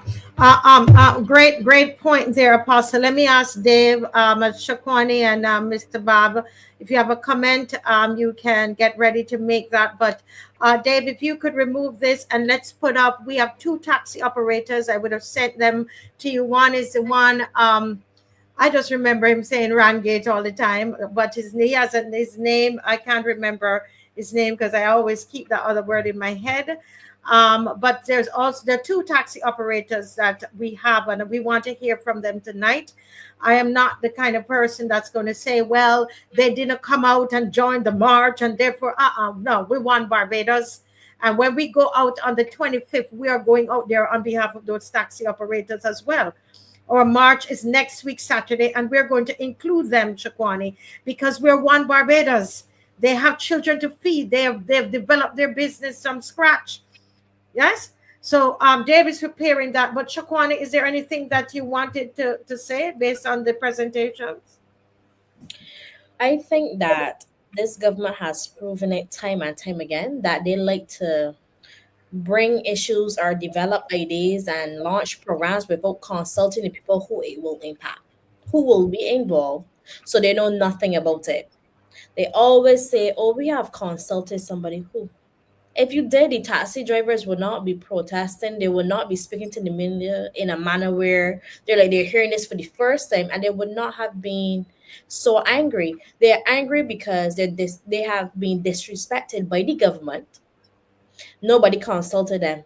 They're paying all this money just to stay above water, and then they open their eyes this morning to find out that they've again been pushed underwater because they can't afford to compete with Uber, because they can afford to have low rates. In Barbados, gas is so expensive, some people can't even afford to fill up their tank. Some tanks fill up at 170, and that's gas.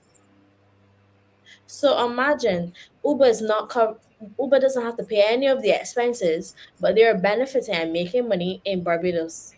We keep saying that we want to increase the amount of money that Bajans are making that is staying in Barbados, but then we're bringing in people where their money is going to go back to their country. Uber's not going to leave its money here in Barbados. Okay. How is it Yep. going to recirculate back into the country if they're going to take their money back to wherever their base is? They have no reason to spend money here. Yeah, good point there, Shakwani. Mr. Bob? I just want to say that from 2018, this government always seems to get involved in the shady characters. And always. And then I want to ask, what are the conditions under which Uber was given the go-ahead to operate in Barbados from next Wednesday? What are the conditions under which this company comes into Barbados, set up shop, and will operate from next Wednesday? Why is such a secret that you could not have said to Barbadians, you know, you can remember when fast food restaurants that are not the norm in Barbados, but it was not Burger King.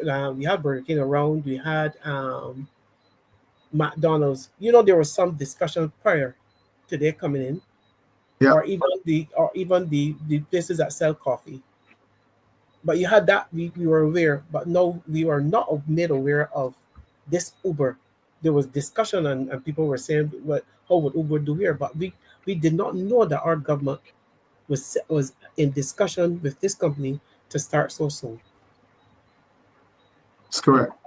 Yeah, as soon as Wednesday. Can you imagine that we are hearing about it today? Yep. The poor taxi men.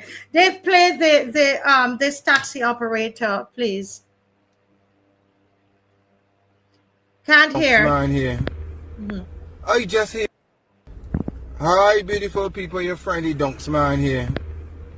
I just hear, well, I hear a couple of days ago, but it's confirmed. They tell me that I wonder if this is right. I know it got me a little confident. They tell me that Uber coming here. I don't even know where to start. I don't even know. Right now, Barbados already saturated with taxis. Barbados can't have no Uber right now. Barbados, so we don't need Uber. Uber can only add to, only make things work, only add to the already paying that the taxi drivers going through already. How the ragged these people that got authority could want allow Uber to come here? We don't need a ragged Uber. We need an Uber. We already saturated with taxis. How the people that in charge, the government, or the government is in charge. Are you doing that way? You see why you don't get involved in politics things? And when you see why you hate politics? It appears to me that I ain't gonna say no, cause we talk too much you can get cuts, but we don't know where you coming from. We don't need a ragged Uber. We rate no taxis, crawlers, ragged, things high, the cost of living high, gas high, car parts, everything. You be stressing. How you ragged? We don't want a ragged Uber is like, I don't want to the fair, you're ragged. We don't need a ragged Uber. How these people call me mad? What the ragged barbers don't need a ragged Uber? How these people can't be taken straight? Lord, politics here. Oh my God. This politics things, these people, boy, is all right. He afraid to call Nia and the BLP name? He's afraid. Go ahead. Go ahead. Say it. He's Dave, get afraid? the next one ready. Get the next Is one he ready. afraid? You see, they know that's what they know who is responsible. They know Exactly. They know, You know, Mr. Bob, listen, this is the result of give me the vote and watchmen. they have to turn. They have to turn it in now. Okay, that's the result of give me the vote and watchmen. And I go back to what I was saying earlier. This system of what is called shock and awe. Okay, it's done so you are left with a very short window of time to make a very crucial and painful adjustment. Okay, very crucial and painful adjustment. It's just like like I said, what they did to Daniel, those guys. You're caught praying to any other god, you're going to be thrown into this lion's den. It's that type of activity that is being placed on Barbadians right now. And all of these things that are happening, and this administration knows you do not have the Constitution in place. You do not have the legal framework to be doing these things. And yet, this administration, somebody is pushing this administration, it is pushing Ms. Motley's buttons, and she has to respond to these individuals. And as I said before, this is the result of lavish borrowing, and now you're making your people pay for your mistake. Yeah.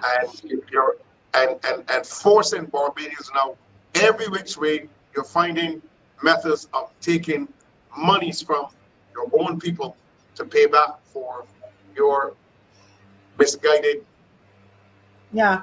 But you know, Apostle, only in this case, somebody will have to convince me otherwise, based on what I researched on Uber today, to believe that they took this risk of doing this to these men, our fathers and brothers in this country who own the taxi operators. They know that they were going to cry, but somehow I believe this government has gotten something from Uber that allows them to ignore the cry of these black men and black women.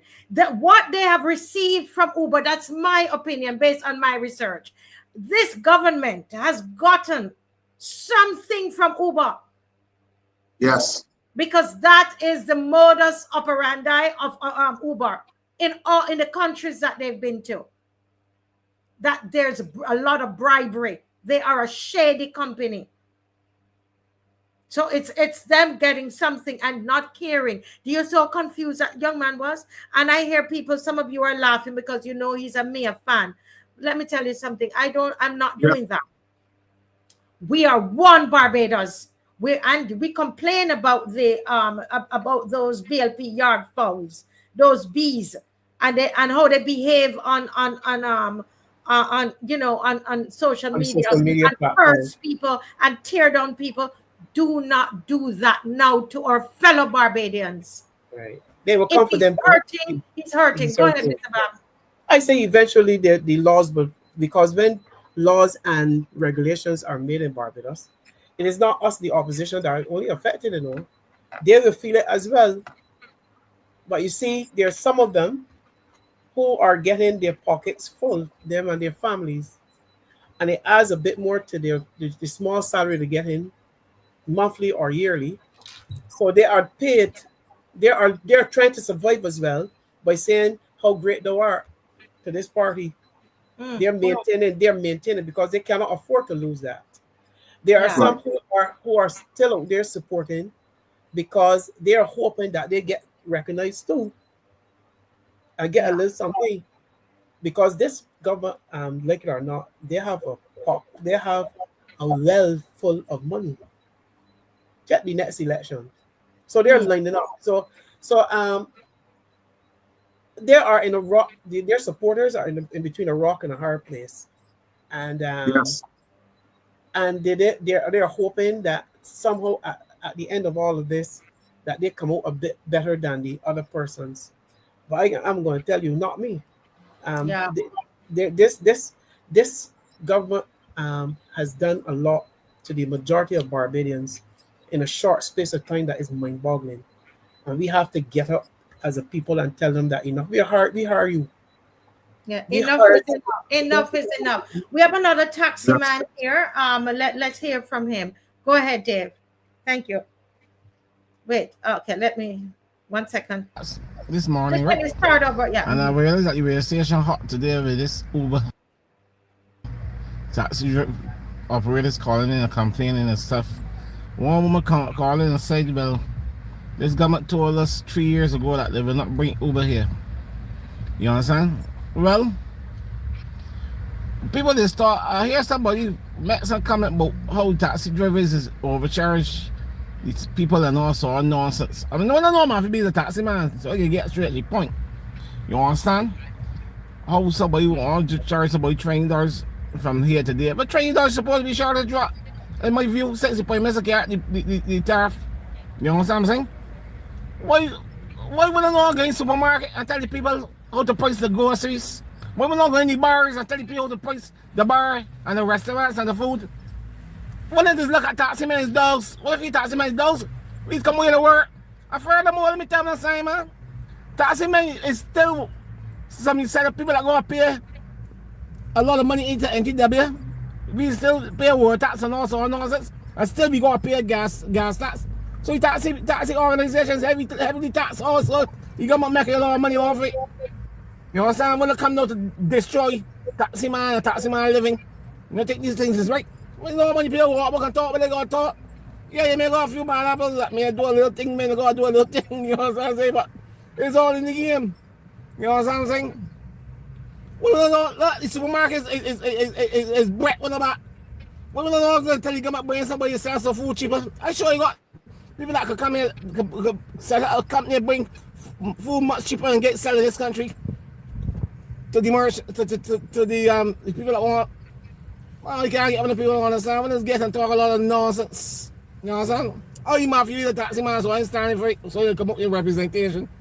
You know what I'm saying? Me I do a lot of nonsense. Well, a ways to go annual conference coming up.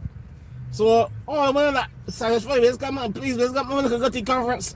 One of that are not because stay home. When they can even boycott it, it's up to one Matthew out here. Matthew B, and he's one taxi man that is at most marches. You know that, and he promotes the marches.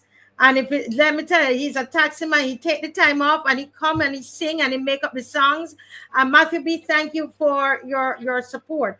But Success is saying Barbadians are being taken down business by business.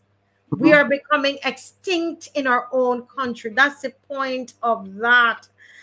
Justin says government is pursuing anti-Barbadian policies that has disenfranchised all Barbadians from all walks of life. It is what it is, and he who feels it knows it. Apostle, you were saying something. Yeah, I was making it clear earlier about the shock and awe situation that we're seeing. And it's going on over and over. And I'm sorry that the taxi men have to deal with this come Wednesday, but it clearly shows you that how is it that the government can sit with Uber but it can't sit with its own taxi people, because Uber can't come to Barbados without some level of negotiation, some level of high-level talks with the government of Barbados. So some minister from Barbados, or some individual or individuals from Barbados, and I'm certain that this has to do with a whole slew of individuals, including travel agencies and individuals who are into high-level bookings and for real estate persons that are here in the island. So it had to be a broad-based meeting with Uber in order for them to say yes. And the cabinet approved it. Yes, yes. So the mere fact that this has happened, I really don't know what the taxi men are sitting down right now and doing. This is a time for them to get up and openly begin to talk openly, publicly about what's going on, because something that has occurred here in Barbados, this is absolutely wrong for this level of activity to be taking place in Barbados at this moment with an already established taxi association. No type of discussion, no type of talks. I mean, come on. Is this the kind of leadership that we actually want here in Barbados? And this is why we have to continue to agitate and to make it clear to Barbadians, if you want to see Barbados move forward, we've got to see the back of this administration, because we will never know all of the wrong they have done until they're behind us. Yeah, always. Listen, folks, there is, I tell you all the time, even if it's a stick, vote them out. I'm not trying to tell you which party to vote for. Somebody says every time I say vote them out on the show that I mean to vote the DLP. I never mention any party for anybody to vote for. Vote them out. Get rid of this lot. They do not like Barbadians. They do not care about Barbadians. Get rid of them. That's all that you have left in your hands, people. You can pray and you can vote. That's it. You don't have any other recourse. Look at what is happening. What are those taxi men to do? And they're hearing it from the radio. They see it in the newspaper. And been told now days. Today's Friday, Shakwani, right, Shakwani? Friday, Saturday, Sunday, Monday, Tuesday, Wednesday. You're going to tell me in what that, 5 days? Yeah. Wow. 5 days, this Uber coming here. Uber coming here. We should block the airport. Yeah. This is integrity, Madam Weeks.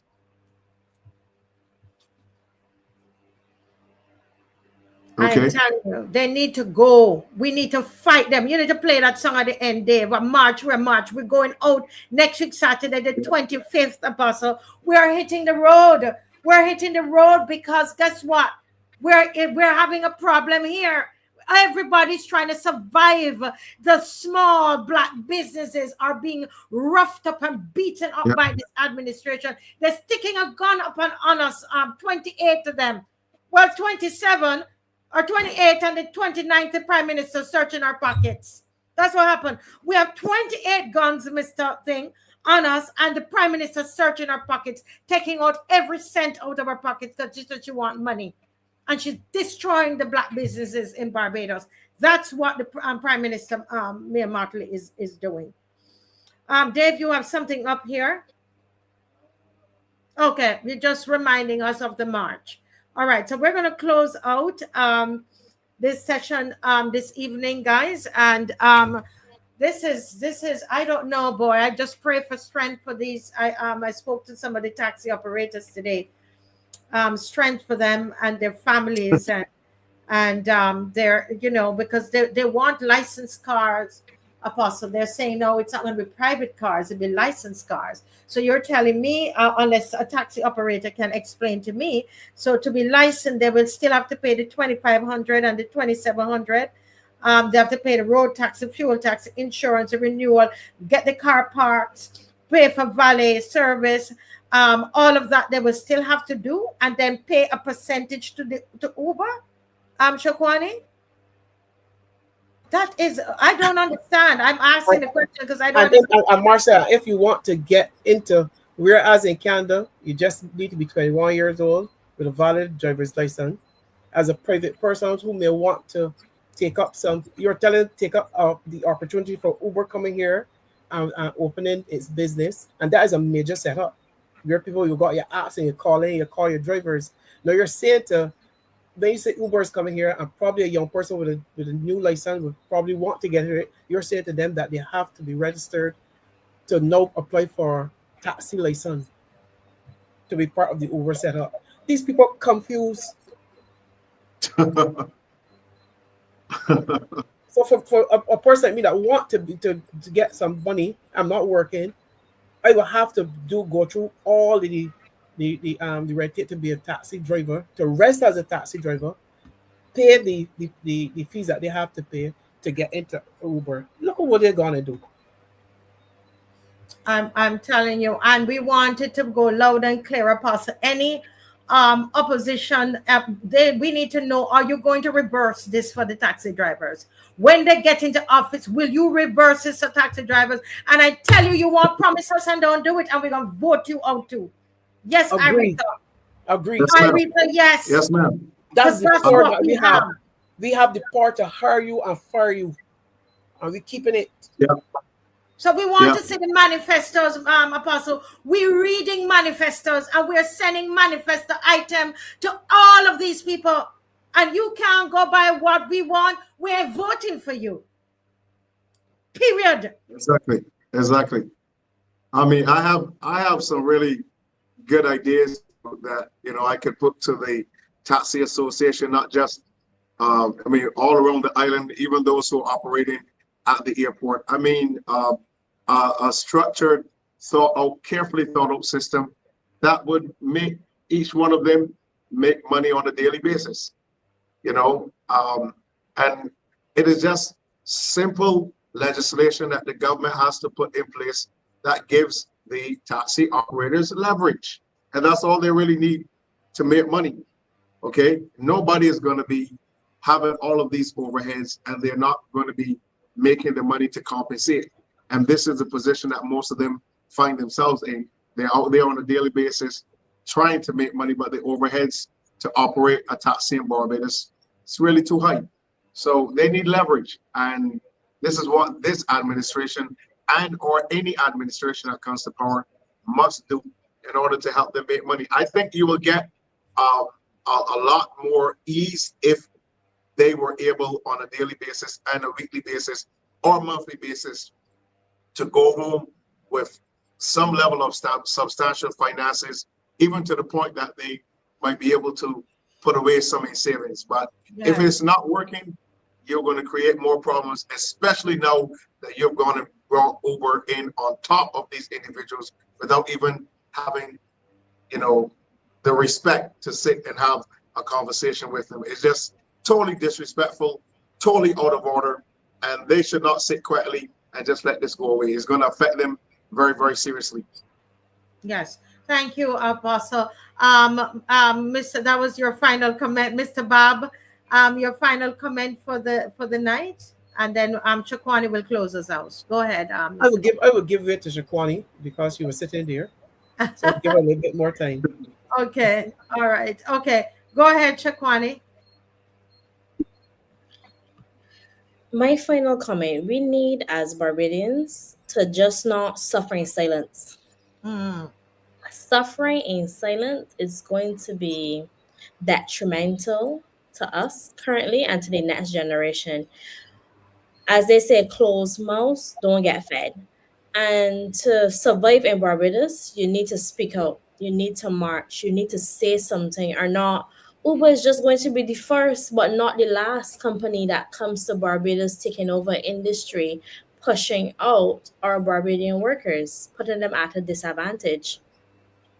It's not we're saying no to all progress. We're just saying that we want to be consulted, we want to be included, and we want to know ahead of time. 1 day notice is not enough time, because some of the taxi drivers said that they heard rumors 2 or 3 days ago. That's ridiculous. For somebody who is looking to employ taxi drivers on Wednesday coming, how are you going to do that? Who have you spoken to employ them from Wednesday? How is it going to start operating on Wednesday? That means that they already have to have people in mind if they're starting on Wednesday. Yeah. Thank you, Shakwani. Thank you, Shakwani. What were you saying, Mr. Bob? You were getting your thoughts together, or you're done? No, I just want to say to Barbadians that the pattern has been established and it's coming to fruition. It has come to the point where this government is making up our minds easy for us. Let them continue to frustrate every other sector of Barbados. Taxi man today is somebody else tomorrow. And it's going to be, some people are asking, how are we going to vote for somebody? Is there anybody to vote for? They are making the decision quite easy. So let them continue. Correct. Go ahead and play, Dave. Thank you. March, we are march, march, march, march, we are march, march, march. Now we are marching on to progress. Time come sound the alarm, and we don't care what the BLP say or what they say we are. And we need to fight the BLP and to set Barbados free. We are blood, fire, comrades, and we march into victory. Everything them pop down, we are go build back. We are go build back better than before. Everything them take away, we are go bring back. We are be set it right and restore. Time come ease off the pressure, cause Barbados can't take no more. We are stepping out of darkness into the light and kick down corruption. We are marching on to progress. Time come sound the alarm, and we don't care what the BLP or what they say we are, and we need to fight the BLP and set Barbados free. We are blood, fire, comrades, and we march into victory. Everything them pop down, we are go build back. We are go build back better than before. Everything them take away, we are go bring back. We are be set it right and restore. Time come ease off the pressure, cause Barbados can't take no more. We are stepping out of darkness into the light and kick down corruption door. Dig it down, dig it down, dig it down, dig it down, dig it down. March, we are march.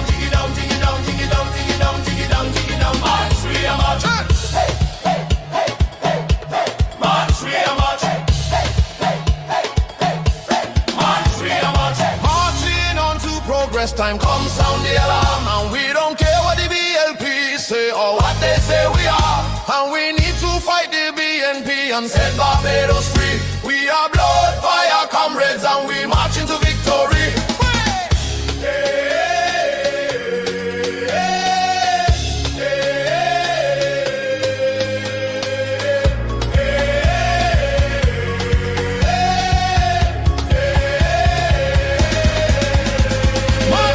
March, march, march, march, we are march, march, march, march, march, we are march, march, march, march, march, we are march, march, march, march. We are marching on to progress. Time come sound the alarm, and we don't care what the BLP say or what they say we are, and we need to fight the BLP and set Barbados free. We are blood, fire, comrades, and we march into victory. That's what we say, and we say without reservations. Without reservation. All who don't want to hear that, don't watch the show. Because we're telling you, we are tired of the oppression. Time is up. Right, Apostle? Time's up. Time's up. Time's up. Vote a stick in. Time's up. We're done. All right. Good night, everybody. Good night, everybody. Good night. Good night, everybody. Good night, everyone. Good night. Bye-bye. Thank you all.